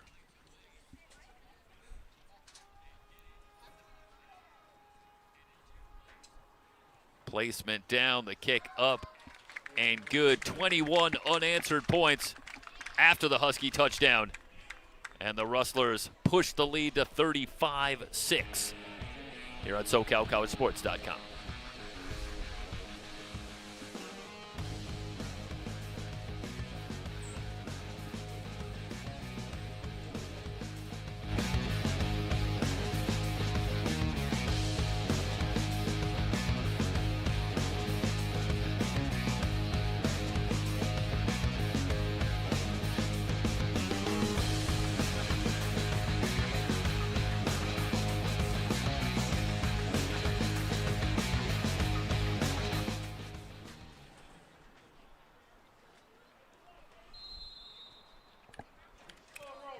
Three seconds for the Huskies. But now trailing it 35-6. Zavala's kick taken at the 13. And shy of the 25. Short return and a long field. Just 9 yards on the return for Blanco. And we'll see if the Huskies are content to just head to the locker room. 2 timeouts. I think maybe you take a shot here. Yeah, I think they've shown a willingness to put the ball in the hands of Logan Ebnet and let him try to make a play. Certainly not much to be lost. I mean, you got to go north and south here. It looks like they might be in just taking a knee formation.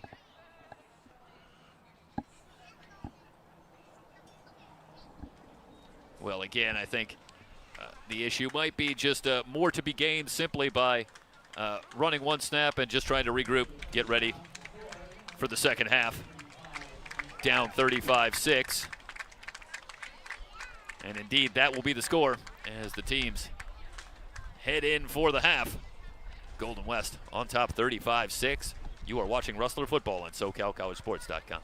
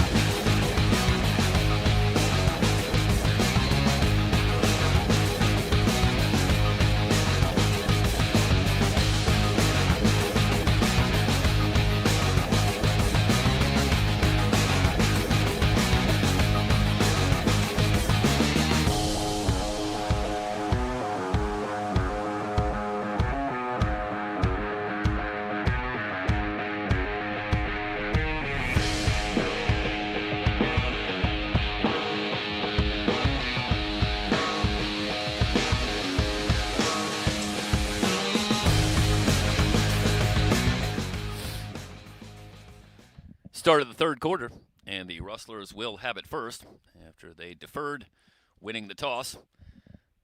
And they will look to extend this run and have seen them break this one open to the tune of a 35-6 lead as we head to the third quarter. And the numbers in the first half, and well, as might have been the fear on that East Los Angeles sideline, the primary storyline is that of turnovers. The 3 interceptions in the first half, all leading to scoring drives of varying lengths for the Rustlers, and they take this 29-point lead into the third.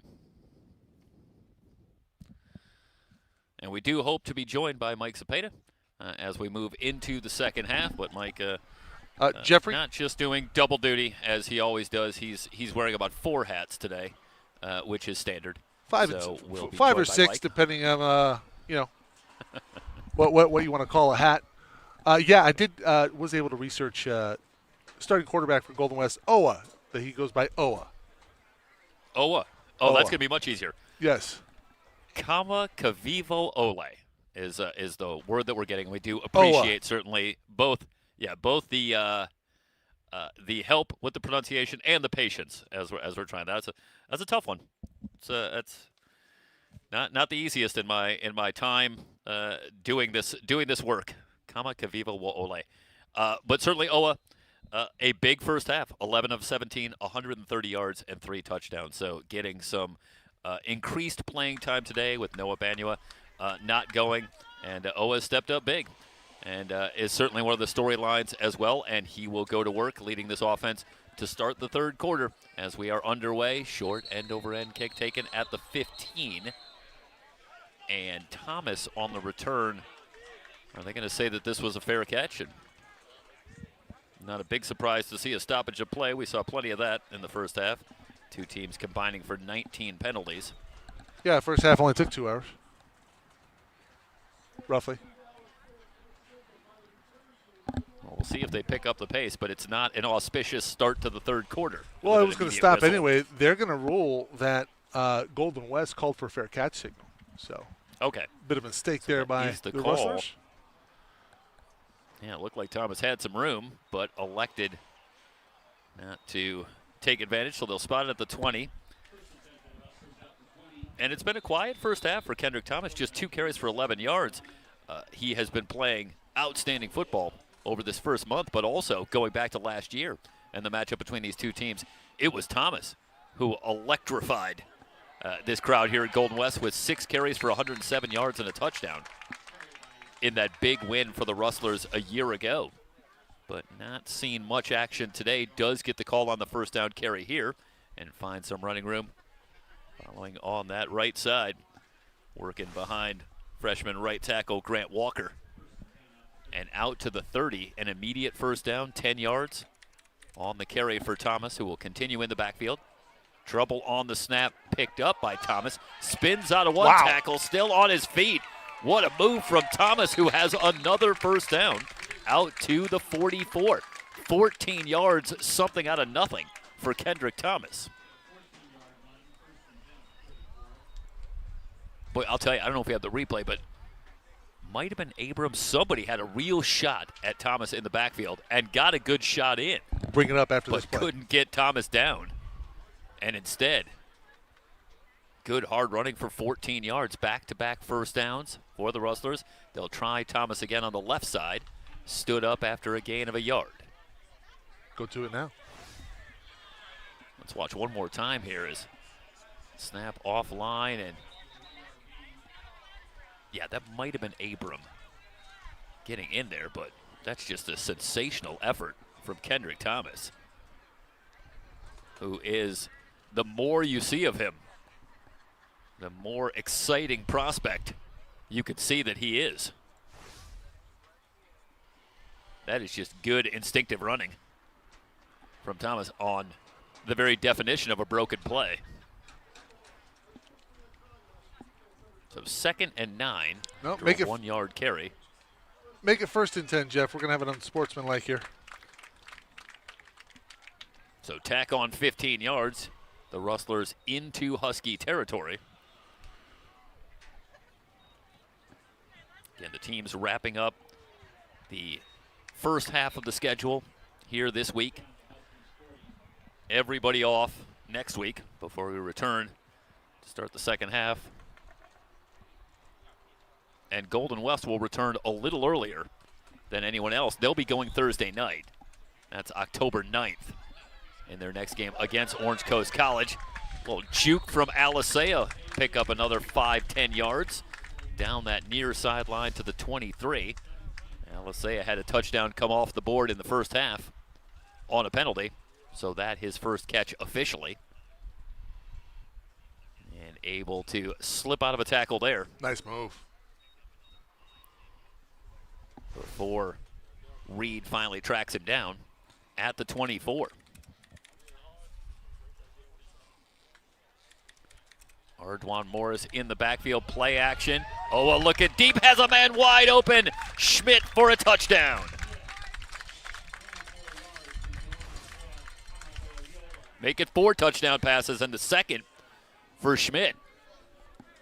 Great job selling the play action. No chance for Reed trying to get over to get there in time.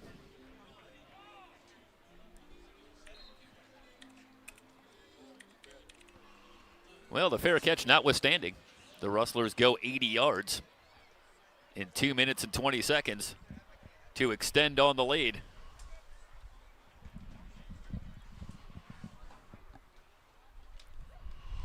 Riggs' extra point is good.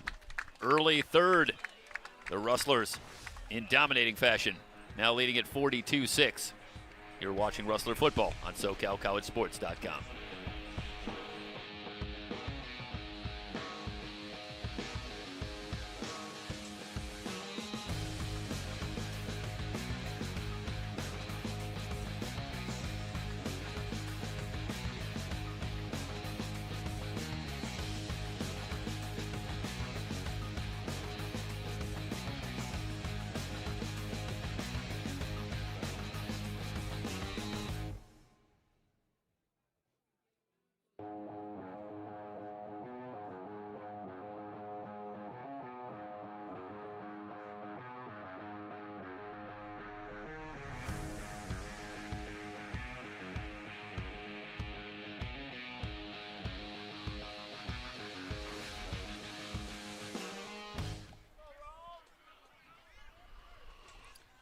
.40 remaining in the third quarter. And the Rustlers putting together another scoring drive, pushing the lead to 42-6. And the return up the far side. Good running room out past the 30. So again, Jeff, the Huskies will have decent field position to start. Jeff, I have a stat of the day here for you. That first half, the Rustlers, 28 points just in that second quarter. 28 points, 75 yards. Pretty impressive. Yeah, it's fascinating. It's an extension, certainly, of a week ago up at Bakersfield, where, again, for those who might just be joining us, the Rustlers were outgained better than 2-1, under 200 yards total offense. Now, granted, they had just 21 points on the board in that, still enough for the win.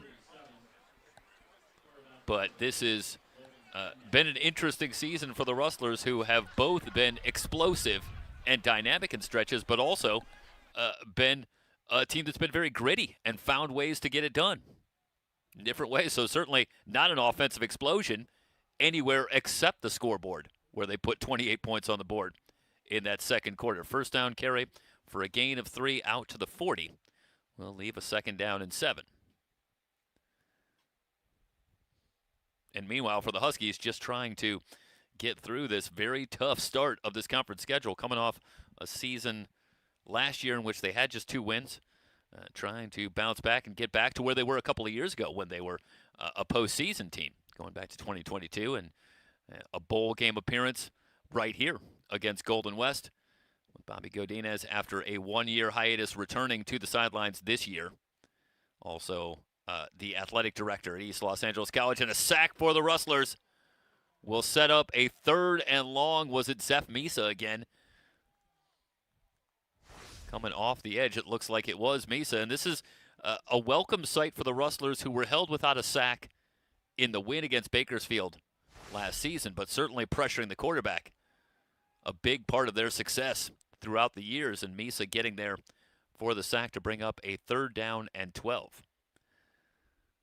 But again, this Husky team trying to work their way back to where they were, certainly a couple of years ago, with Bobby Godinez back, at least for the time being, in charge of this football program.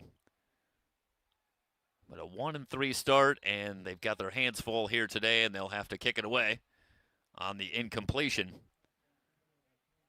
But home against Fullerton, and then traveling here to take on Golden West. That's one of the tougher stretches of schedule that you're going to see anywhere in the SCFA. So time certainly for the Huskies to bounce back.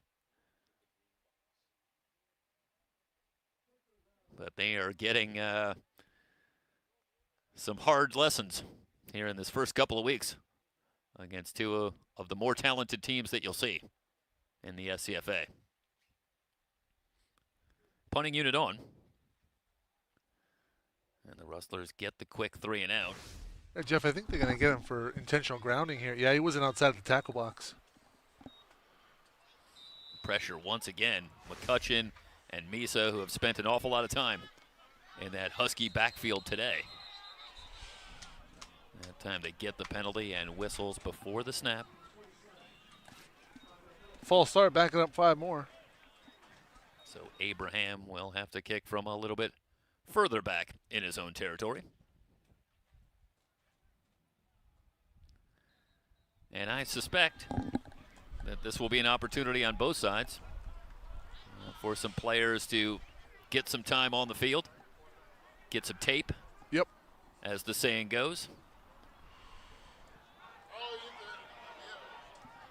Short kick does take a good bounce for the Huskies. This one all the way back to the 33-yard line. We have some extracurriculars here, Jeff. More flags.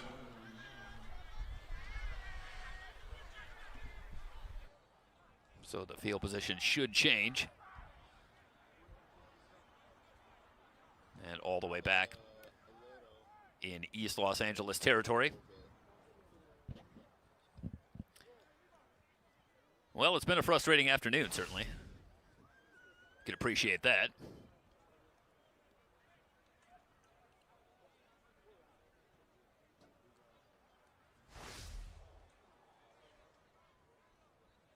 So yet another conference. Unless I'm mistaken, I believe still just one player has been kicked out of this one, despite a few personal fouls having been called on both sides. Well, you get 2 strikes. Yep. Jones had the second one enforced.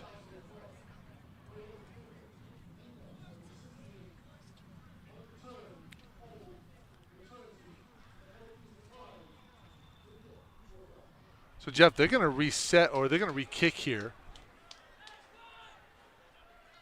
So the penalty against Golden West, but we'll see the punting unit again. Yeah, running into the kicker and then holding on the return team.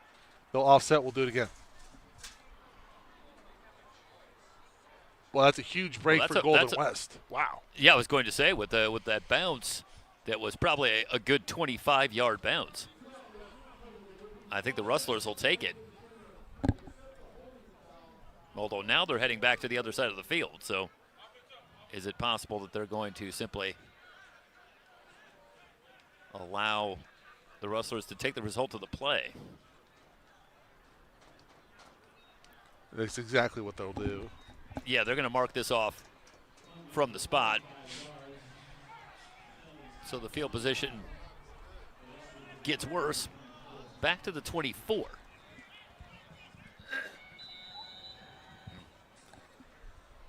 And that is where we'll see the Rustler offense, and we will see a change at quarterback.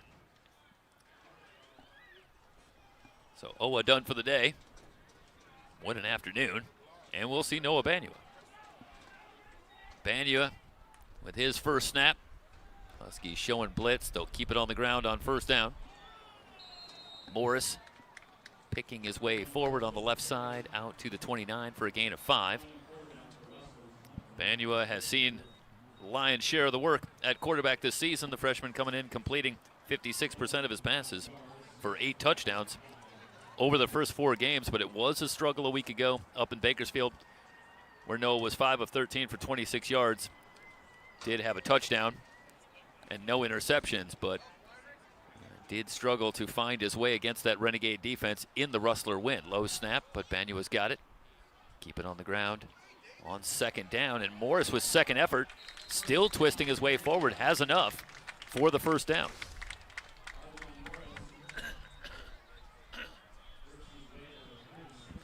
This is good hard running from Ardwan Morris. It's a great second effort there. You think, hey, Coach, Jeff, you think Coach Mitchell just said, hey, you know what, we're going to give Jeff a break here, and we're going to bring in Noah just to help you out with the pronunciation? Maybe they're listening. We can't listen to a butcher that name anymore. Let's give him something easier to work with. Meanwhile, the play's still going. No whistles, and Banua just going to pick up what he can. What exactly happened there? No flag?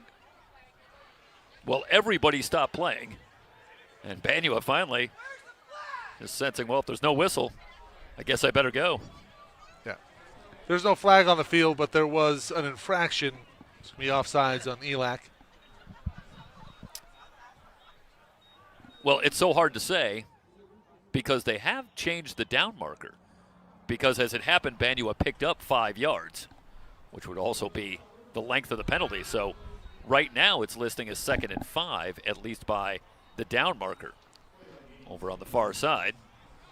All right, we're going to have 2nd down and 6, it looks like. Okay, so 4 yards for Banua. No penalty on the play. And we'll play on, receivers left and right. On the ground again with Morris, and Morris hit at the line, but still continues to work. 4 more yards for Morris. And this is something of a microcosm of the entire season. As you see him working against Larry Thomas and able to get free from Thomas. But Morris averaging just 3 yards a carry on the season, but he's done a lot of that inside hard running for the Rustlers.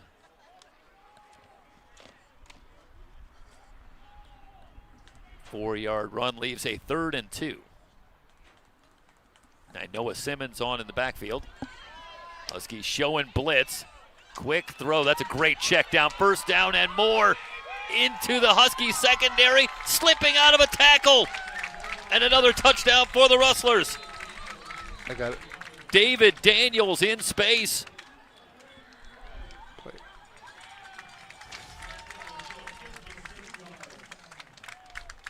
The flag's going against East Los Angeles, so the play is going to count. But I'll tell you, this is some kind of check down from Banua. Watch the read here as the blitz comes. And Banua gets it out before Wyrick can get there. That is great poise from freshman Noah Banua.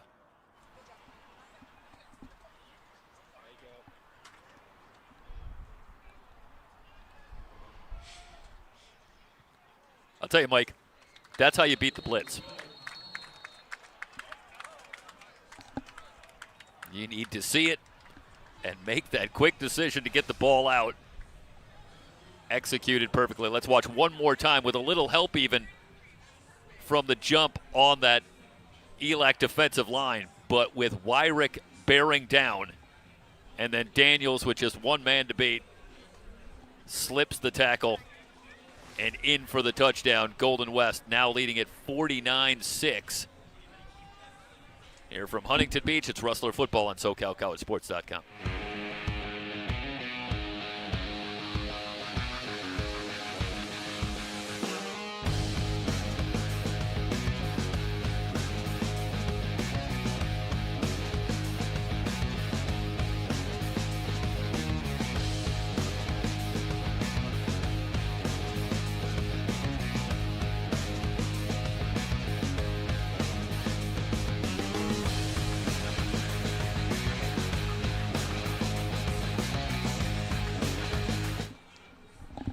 49-6, 7:54 remaining here in the third quarter. Jeff, there was a personal foul called on the defense for ELAC, 15 yards.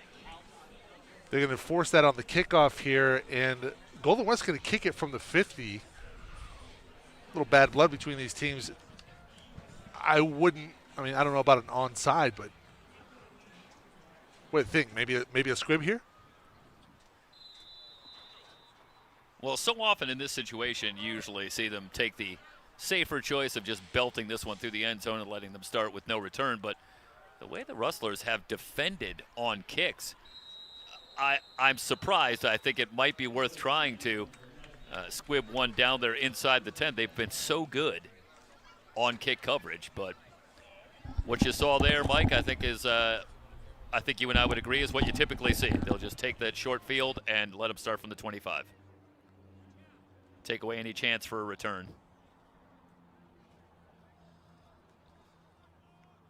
But I'm with you. I'm on the same page. I think the way they're covering on kicks so far this season, you got a chance to really pin them deep. But there's always the chance that a decision will blow up in your face, and I think we would also agree that football coaches not really happy with that result. So they'll try to stay away from that sometimes as well.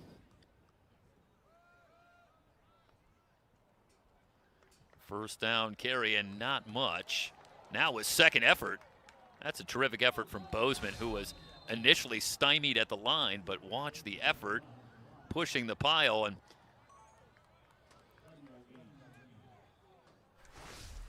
I think, Mike, we saw that on the previous drive as well. This officiating crew is really slow with the whistle. And we are seeing a lot of plays extended, a lot of second and third effort, netting more yardage. And I think one of the factors that comes with that decision is sometimes you will see tempers flare, players continuing through the whistle, continuing to have that physicality. And the longer a play goes, the more likely that kind of thing is. And I think that is also contributing perhaps to some of the tempers flaring as we've seen. Yeah, Jeff, I think you make a great point there, but at the same time, these are two teams with runners that have the ability to gain yardage with second effort. So, you don't want to shortchange them by blowing that early whistle. I think they're doing a good job with that, but as you said, leads to the tempers kind of flared up a little bit.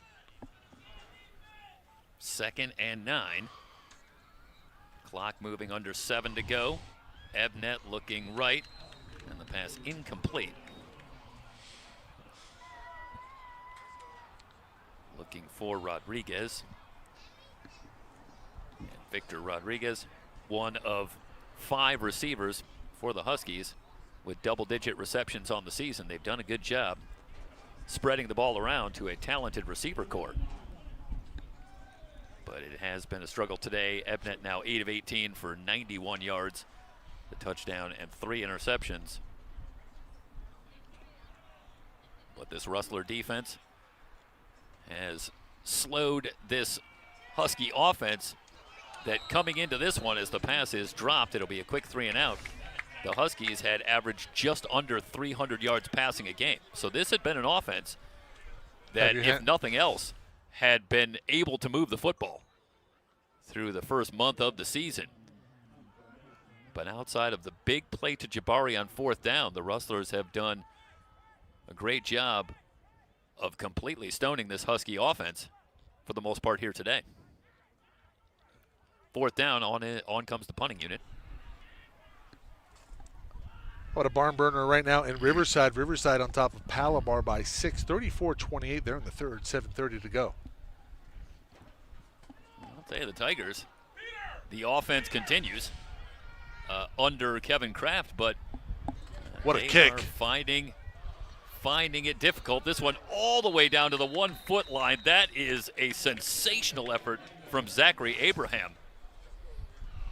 But in the first season under Coach Kevin Kraft, the Tigers with a couple of losses, they come in at 2-2. But Mike, I think that's a testament to what we seemingly say year after year, which is the SCFA is just getting tougher and tougher, and more depth at the top, and every team now becoming a tougher and tougher assignment. And there's no let up in that schedule, and the Tigers tripped up last week. for their second loss to drop to 2-2, and now with their hands full again with a Comet team.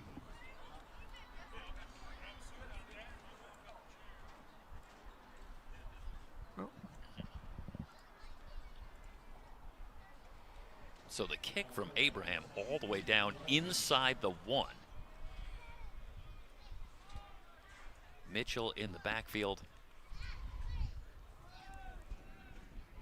And they will give it to Mitchell. Does give the Rustlers a little breathing room out past the 5. I believe we have a change in quarterback as well. And I want to correct myself, that was Nainoa Simmons on the carry. Yep, just the one drive for Banyua. Now it'll be Drew Larson, freshman from Iowa City, who will see his first action on the season. Off to Simmons.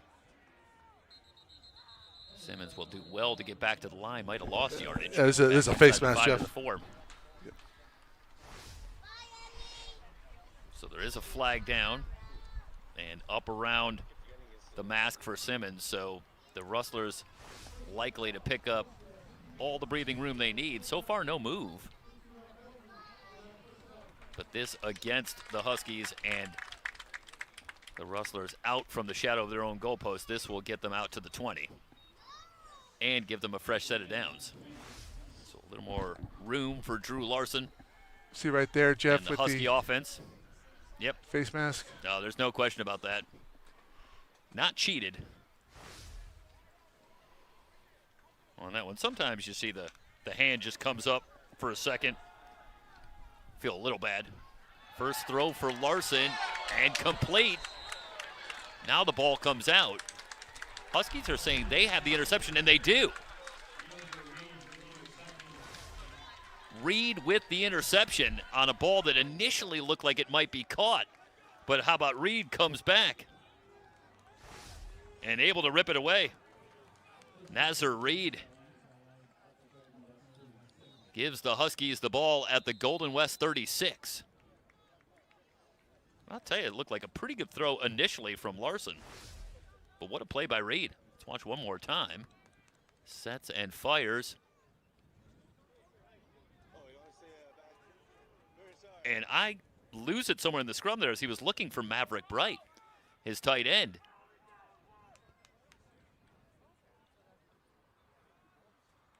Yeah, that is unbelievable from Nazir Reed, because that ball is in the hands of Bright and then knocked free, and Reed stays with it and comes away with the interception. So one of very, very few tough breaks for the Rustlers today. And a heady play by Reed to stay with that ball and come away with it for the interception. And now a short field and a chance for the Huskies to go to work offensively. Bozeman hit at the 24, but moves the pile for 3 yards. 2nd down and 7 from the Golden Rest 21. 4:30 and counting remaining in the 3rd quarter. Again, after the bye week, the Rustlers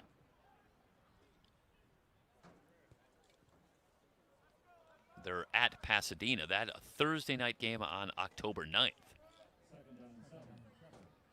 And the Huskies will come back on the 11th, 2 weeks from today. And they will travel to Orange Coast to take on the Pirates. All right, Jeff, we're going to go back here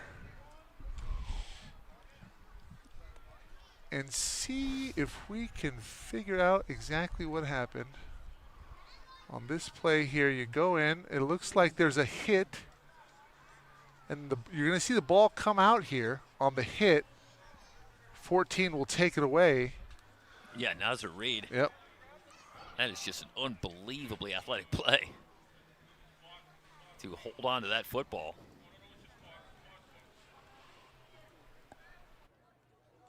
Third and 7 as we bring it back live. Bunch formation. Ebnet, deep drop, under pressure, hit as he throws in the pass, incomplete. And looking for Alexander, who has 3 catches today, but for just 9 yards. This a player in Jonathan Alexander who'd been averaging 20.5 yards per reception on the season. So he has been largely taken out of the offense today by the Rustlers. And on a 4th and 7 here late in the third, little reason for the Huskies not to go for it, and Ebnet will stay on the field. With Alexander solo to the right, 3 wide receivers to the left. Huskies on the season, just 2 of 5 on 4th down. Blitz coming, good protection. Ebnet over the middle, shoestring attempt from Jabari. And Mike, do we see a call there? Boy, oh. What a catch by Jabari. Well, certainly a favorite 4th down target. But this is a great catch. Down to get it, absorbs the contact, holds on to the football. And Kamal Jabari, who had the touchdown reception earlier, Jeff, I think that hit with the ground. another big catch on 4th down. Back live. And Bozeman on the carry. As the Huskies have it inside the 10.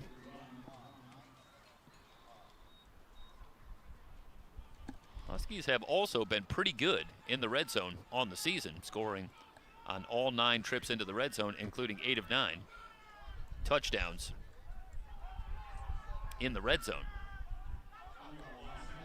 So outstanding percentage, just not as many opportunities on the season. Looking on the fade for Alexander, and it's incomplete. Out there one-on-one against Cedric Williams. Quickly 3rd and goal from the Golden West 8.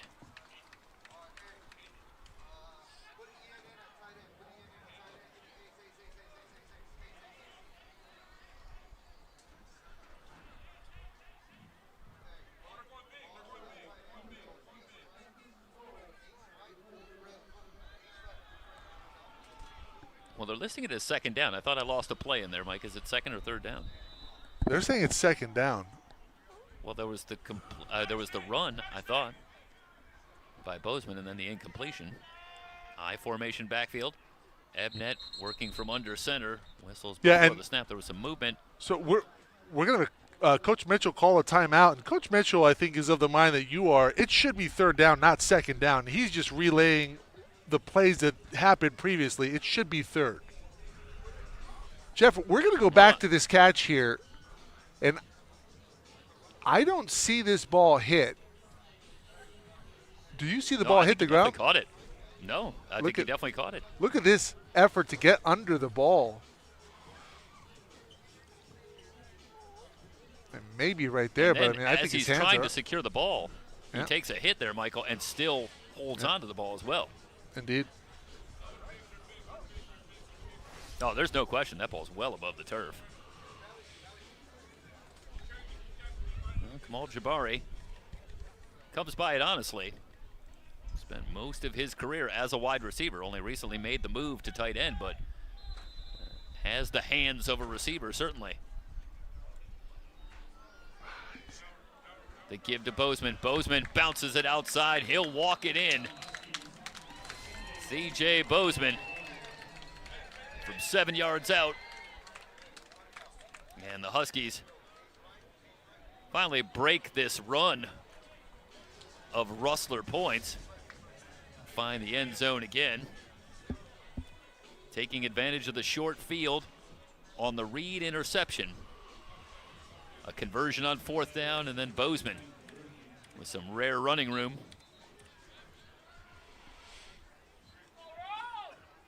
For Bozeman, his 2nd rushing touchdown on the season, and his 2nd in as many weeks. They'll go for 2 and convert. Ebnet finding Jabari. 49-14, 2:11 remaining in the third. It's Golden West College football on SoCalCollegeSports.com.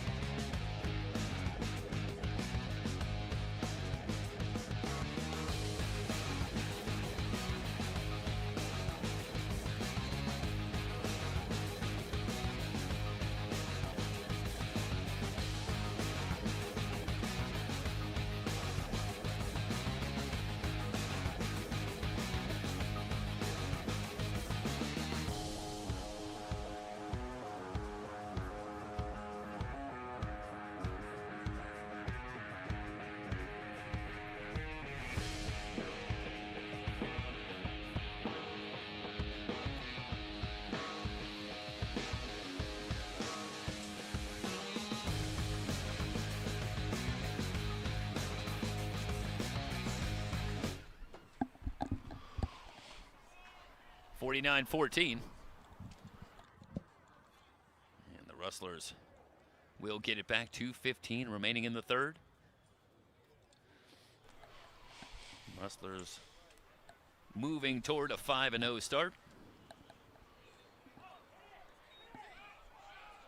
And what figures to be a tight race in the Central. All kinds of room for Thomas. One man to beat down the far side, and Thomas gonna go.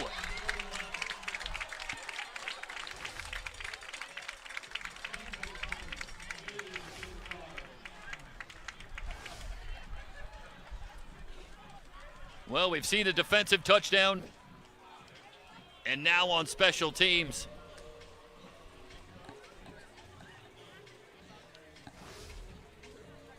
And it's been that way throughout the season. Preliminarily, 87 yards. 88 yards, excuse me, Jeff.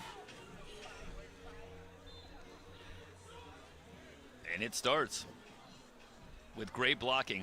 A good hole for Thomas, and once he gets to midfield, one move to make, he does it. And he is gone. Extra point, good. No good. Quick answer. No good. No, Wide indeed. right. Riggs missed it. And a late flag comes in. We'll sort that out when we come back. Rustlers special teams with the quick answer. 55-14.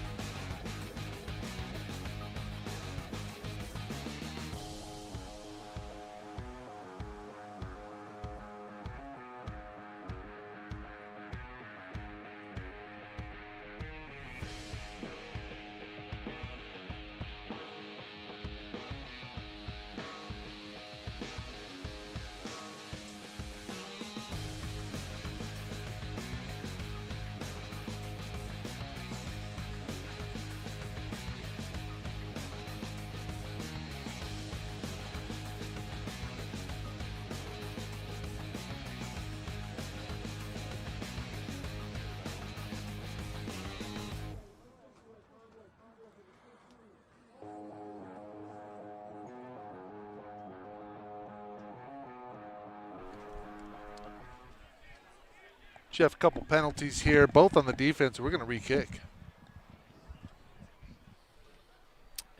Thought the flag came in after the play, but looks like the Rustlers are going to get another chance. Yeah, it seemed like it was a dead ball foul. I'm not entirely sure why they're going to re-kick here.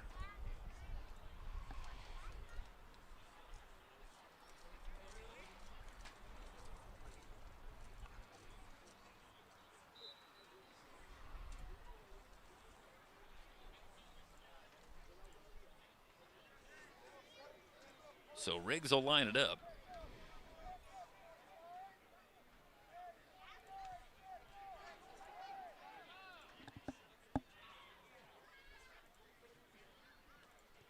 Good snap, placement down.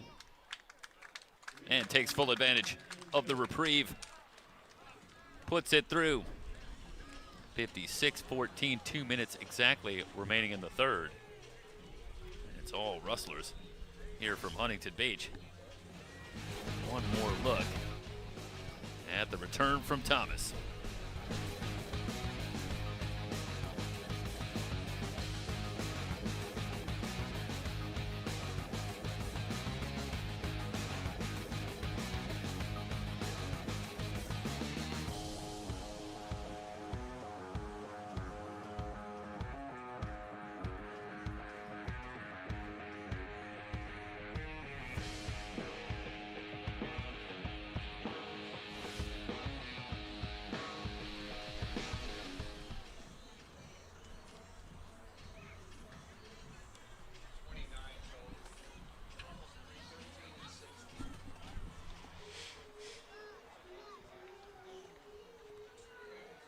.56-14.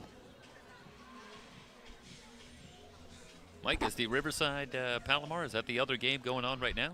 Yeah, 47-28. Palomar was down by just 6, and as you alluded to, the potent offense for the Tigers, they come through in about 5 minutes of the third quarter, get that back up to double digits, down 19-point lead. Yeah, they'll still score points on you, no question about that. Of course, we had a classic earlier. As Golden West with the 7-point win back in week 2. Yeah, it was really back-to-back weeks for RCC. They went up to COC in a barn burner. Barely pulled that one out on the road. Impressive win for the Tigers in that one. And then against familiar foe Saddleback a week ago. And the Bobcats coming up with the win. So it's going to be fun. Yeah, somebody head toward the second half. Jeff, somebody to watch us. You're familiar with Jeff Fisher, I believe, the new head coach at Saddleback? Well, he was there as the offensive coordinator. And for Ventura. Moved in. Yeah, but then also I thought he was at Saddleback as offensive coordinator as well. Yeah. So obviously, a lot of brilliance on the offensive end, certainly in that matchup. Between Jeff Fisher, Kevin Kraft.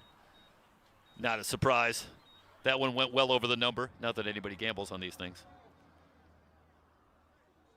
A yard on the carry. Brings up a 2nd and 9. Winding toward the end of the third quarter. And the Huskies will keep it on the ground, sweeping to the far side. Blanco on the carry. Out to the 15-yard line. Jeffy, doubleheader on SoCal College Sports. Got another one coming up tonight, 6 p.m. We're up in Ventura. Santa Barbara coming in a Northern Conference matchup. Pirates also 4-0 on the season, looking to close out a first half undefeated. Taking on a Santa Barbara team struggling this season, a record of 0-4. So certainly the Pirates, on paper, figure to have the advantage, but of course, that's a long way from doing it on the field. So we'll see tonight if the Pirates can keep it going. Near the first down marker and appears to have enough. Out to 21 for a first down. Alexander with the catch. 4th catch for Jonathan Alexander, but it's been a tough afternoon for Alexander. Just 16 yards receiving on those 4 catches. End of the third quarter. Golden West on top 56-14. It's Rustler football on SoCalCollegeSports.com.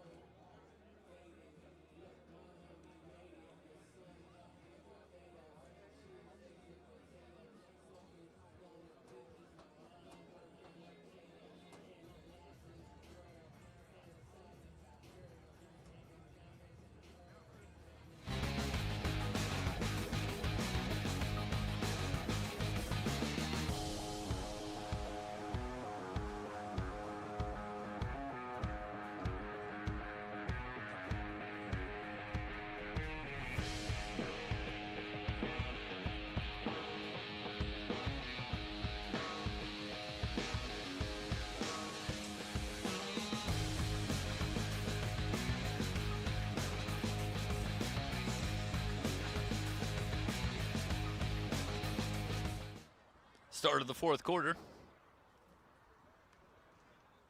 1st and 10. High snap. Blanco on the carry. Twisting forward for a couple. Good job from Ebnet. Keep that one in front. Mentioned Blanco in limited action. Just 10 carries on the season, but over 100 yards, 102 yards on those 10 carries. help of a 63-yard touchdown run earlier this season. And Bobby Godina is talking about how happy he is with the running back position on this team. Seeing Bozeman and Blanco today, but also James Thomas III, unable to go today, but says he's got a quartet of backs actually on this team, and has been very pleased the effort he's gotten from that running back position. Blanco, for a couple, brings up a 3rd and 5.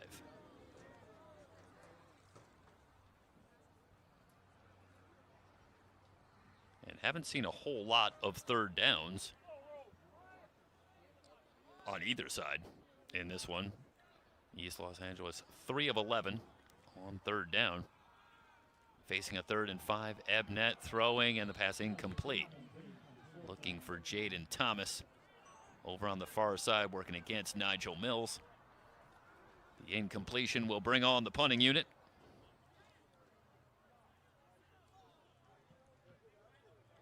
The Rustler defense gets the stop, and the Huskies with a couple of touchdowns in this one, but both have come on relatively short fields. When they have had to go a longer distance, that is so tough to do against this Rustler defense.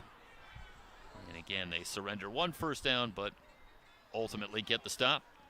The kick from Abraham to the Rustler 38. That's where we will see the Golden West offense. Early 4th quarter. Golden West on top, 56-14. Jeff, some scores from around the SCFA. Palomar battling back early in the fourth quarter. 48-35. Palomar gets back on the board. Fullerton on top of Orange Coast, 51-12. Santa Monica in front of LA Valley, 20-0. Antelope Valley up 40-0 on LA Pierce. I'll tell you, keep an eye on the Marauders. That's a fact. Still undefeated, and they are back in a big way. Yeah. This season, it'll be interesting to see if they vie seriously deep into the postseason. It would appear very likely that they will. Yeah, in the American Division, certainly. Yeah, I mean they're top right now. Antelope Valley, first-year coach Russ Gordon, who we've had the pleasure of working with throughout the years. And, congratulations to him and the success he's had this season. Yeah, of course we have a long association with Antelope Valley College, so near and dear to our heart. We've worked closely with them. Well, Jeff, in the past, but ultimately good to see. Going back to our relationship with Antelope Valley College, initially started with Perry Jaleka, and then Tom Gang, who's now down at Southwestern College. Southwestern, I believe, also undefeated, and a huge matchup tonight versus San Diego Mason. That'll be a good one, that one at 6 p.m. as well. Keep an eye, but yes, they're back in a big way. Of course, Mesa have been one of the teams really coming on the last couple of years, to the tune of a playoff appearance a season ago, and a near upset over Riverside. That big lead in that semifinal before the Tigers stormed back to take it. But they put a scare into the Tigers, certainly. Banua on the keeper on the right side with a move at the 45, and that will gain the first down for Noah Banua. Good move in the open field. Gets him 5 more yards and out to midfield. And a first down for Golden West. A little more time coming off the clock, as the Rustlers have this one well in hand. Banua will continue with Simmons in the backfield. No, I want to correct myself. Is that? No, it looks like that's Rayan Track. So indeed, Track is listed as a wide receiver. But as we suspected, going to see flag. Some more players getting into the action. A flag is down. All kinds of room for Track on the right side. Initially had enough for the first down, but would expect that this would come back.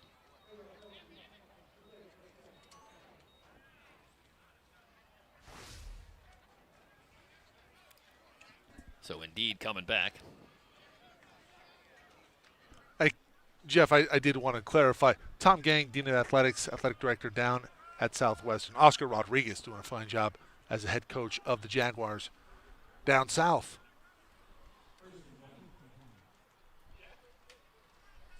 Yeah, it was a program that had made its way into that upper echelon in the SCFA for a couple of years, but then fell on some hard times the last couple of years. But now back in a big way, and as we've talked about, it's a familiar theme on all of our coverage. It just gets more and more in terms of the parity and the competitiveness at the top here in the SCFA, and more teams getting themselves into the fray and vying for postseason bids. Meanwhile, Banyua on the carry has been outstanding, running the ball all year, and of course continues a trend toward quarterbacks that run the ball well in this Golden West program. Certainly going back to last year with Will Burns.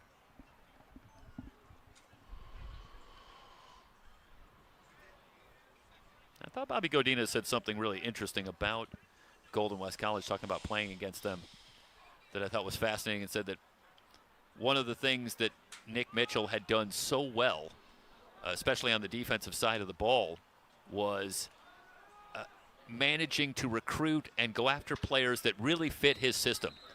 That he had a system that really called on players to be intelligent, understand the game, have to make adjustments based on what they're seeing, and he did a great job of getting players from really good programs, really smart players, but that often the reputation of Golden West College being what it was not one of the top recruiting teams year after year for a long time. So he got players that were sometimes somewhat undersized, maybe not the players that had gotten a lot of looks from some of the other programs at the top, but nonetheless were great football players, and said that often had the added bonus of those players playing with a little bit of chip on their shoulder as well, which also fit Nick Mitchell's system really well. But he said that now he's finding that Nick Mitchell's having the kind of success where now he's starting to get some of those big athletic players that maybe before were also getting some looks at different schools as well. But now those players are starting to be interested in coming to this program that's having so much success. Well, now with the success, he's getting all kinds of players into his system now, and doesn't have to be quite as selective, but now he's got these guys also looking at his program. Well, it's great to be part of a winner, obviously, right? And talk about what Nick Mitchell has accomplished in his tenure here at Golden West. Just a well-oiled machine. As you said, in years past, maybe not huge in terms of recruitment, but you get the bigger guys start to come in when you have success, and now it's a team that's formidable here in the SCFA and looking to continue on with an undefeated record here in 2025. And man, a team that's already dispatched Riverside. An impressive win last week, a gritty win at Bakersfield on the road, and that is not an easy place to play. Jeff, you and I are both familiar with that trek up there, not only the travel, but just that stadium. It's a hard place to play. Yep. And it's a team that has come back as well and is getting back to being a contender near the top as well. So it's a talented team as well. So it's a tough assignment, and they find a way to get it done. But when you come to Golden West now, you're talking about coming into a program that stands every chance of vying seriously for a 3C2A championship, and that is going to be enticing for players who want to come and be part of a program that has that kind of success. Fourth down for the Rustlers, and we'll see a field goal attempt. This will be from 48 yards, so Zavala, who missed earlier from 52. Yep. With another long field goal attempt. This will come from the left hash. Jeff, it's so easy to shoot in practice, right? But you get to the game time, it's tough to emulate game reps. That's exactly what they're doing right here. Yeah, light wind, just 5 to 10 miles an hour. Snap placement down, the kick away, Wide long left. enough, but missed it left. So Zavala unable to connect on another long-range attempt, this one from 48 yards. And the Huskies will get it back, winding down 6:33. Remaining in this one, the Rustlers on top 56-14.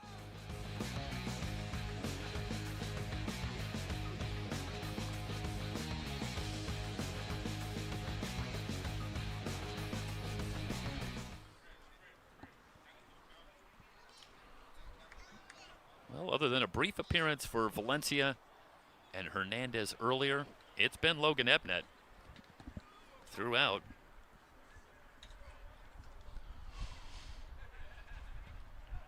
And he has battled 10 of 23, 111 yards, touchdown, 3 interceptions, but it should be noted as he swings it out in the flat, pickup of about 3, that the 3 interceptions came in the first half. Man.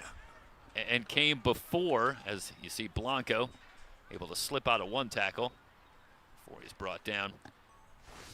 But since that interception from Ebnet on the dangerous pass out in the flat, he has returned and ultimately, to his credit, has taken better care of the football and has not turned it over since then. What that play previous, And Jeff, Ebnet taking a shot, but able to get the ball away. Yep. Third manageable.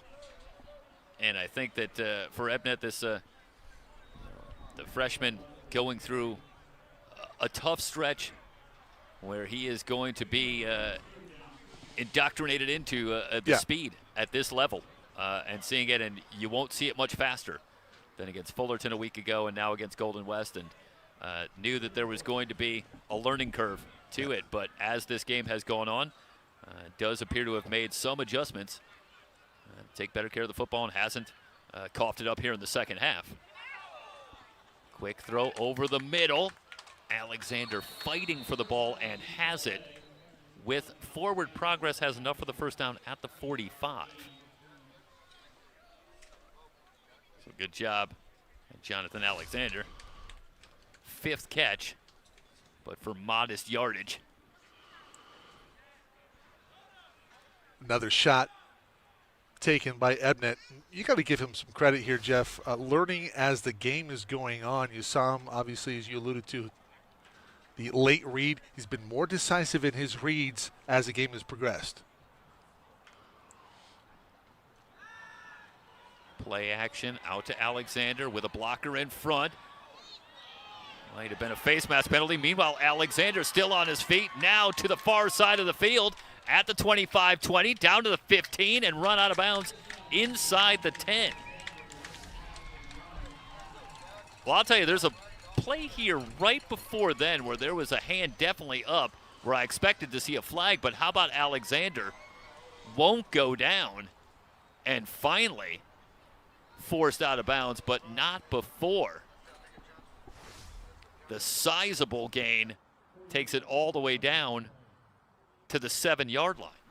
48-yard chunk play for ELAC. And now Alexander up to 70 yards in the game on 6 catches. Again, he bounces back from Georgetown. And he'll be here for a year, but ultimately will be moving back to that 4-year level, you would imagine. Blanco brought down in the backfield for a loss of a yard. Moy blitzing from the edge. Yeah, Peter Moy.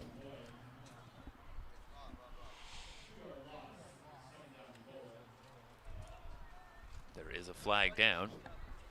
See the clock winding down toward 3 minutes to go. Well, actually, I thought it was a flag, but actually it was just a pair of yellow shoes, Mike, for Peter Moy. That's tough. It's tough on you. Need a bigger screen. Yeah, this is exactly what I'm saying here. I'm trying to pick up a flag here. It's not easy.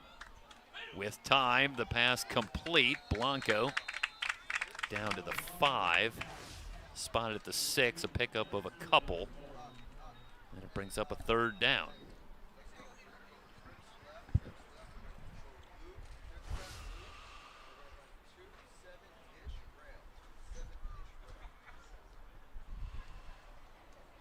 Well, unless you want to get some reps for Zachary Abraham, who is 2 of 3 on field goal attempts on the season, you would expect that the Huskies will take a couple of shots here on a 3rd and goal from the 6.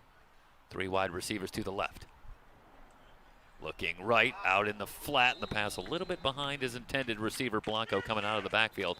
And it brings up 4th down. 2-minute timeout. And Jeff, we are down to the 2-minute timeout. that ball placed in a position where he wasn't going to get killed by the defensive back and complete. 4th down coming up when we come back.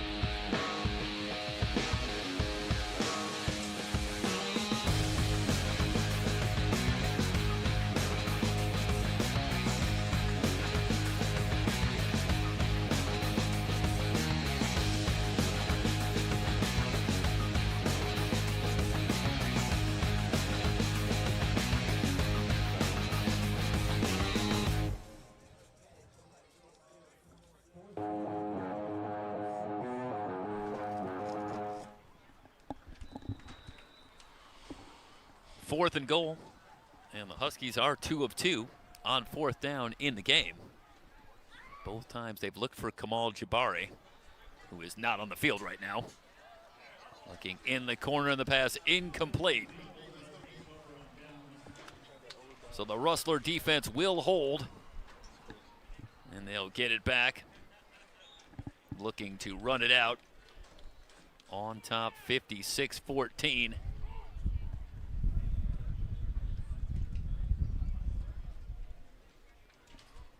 Well, the teams combined for 19 penalties in the first half. They've combined for 12 in the second half. So while we're talking about how the game has changed, I think, again, some credit where credit is due. They're cleaned it up, and we've seen some tempers flaring, but for the most part, I think, again, credit to both teams for certainly preventing it from devolving to anywhere that you don't want to see. And I think these teams have kept it pretty much about football here throughout. And certainly I think that, again, goes to the credit of both the coaches, but also the players themselves. Well, Jeff, some teachable moments, I think, for both coaches in this one. You talk about the penalties on both sides. This is a rivalry. These teams are relatively close to each other. Well, as mileage dictates, maybe not with traffic, but well, nothing's close with traffic. That's a fact. But going back to it, there are plays here that Coach Mitchell is going to be able to look at and say, "Hey, look, it's just not a smart play. This could cost us, a championship. This could cost us a playoff berth." You go back to that game last year after the win versus Riverside a year ago. You come back, big letdown loss for San Diego Mesa, who was a team that, I don't know if they came out of nowhere, but, man, they were impressive last year. But I don't think Golden West in that one was ready to play. And, before they knew it, they were getting shellacked at home. Yeah, that was, going back to last year, that was a statement game for San Diego Mesa. And, indeed. Head coach Gary Watkins, who's done such a great job down with the Olympians. And really, that was a team announcing itself on the top stage. To come here as something you almost never see, able to dictate in that way. But again, it speaks to the level that you'll see here, and I think it's getting harder and harder for any team to think that any matchup is going to be any kind of off week. And Jeff, for ELAC forward, yeah.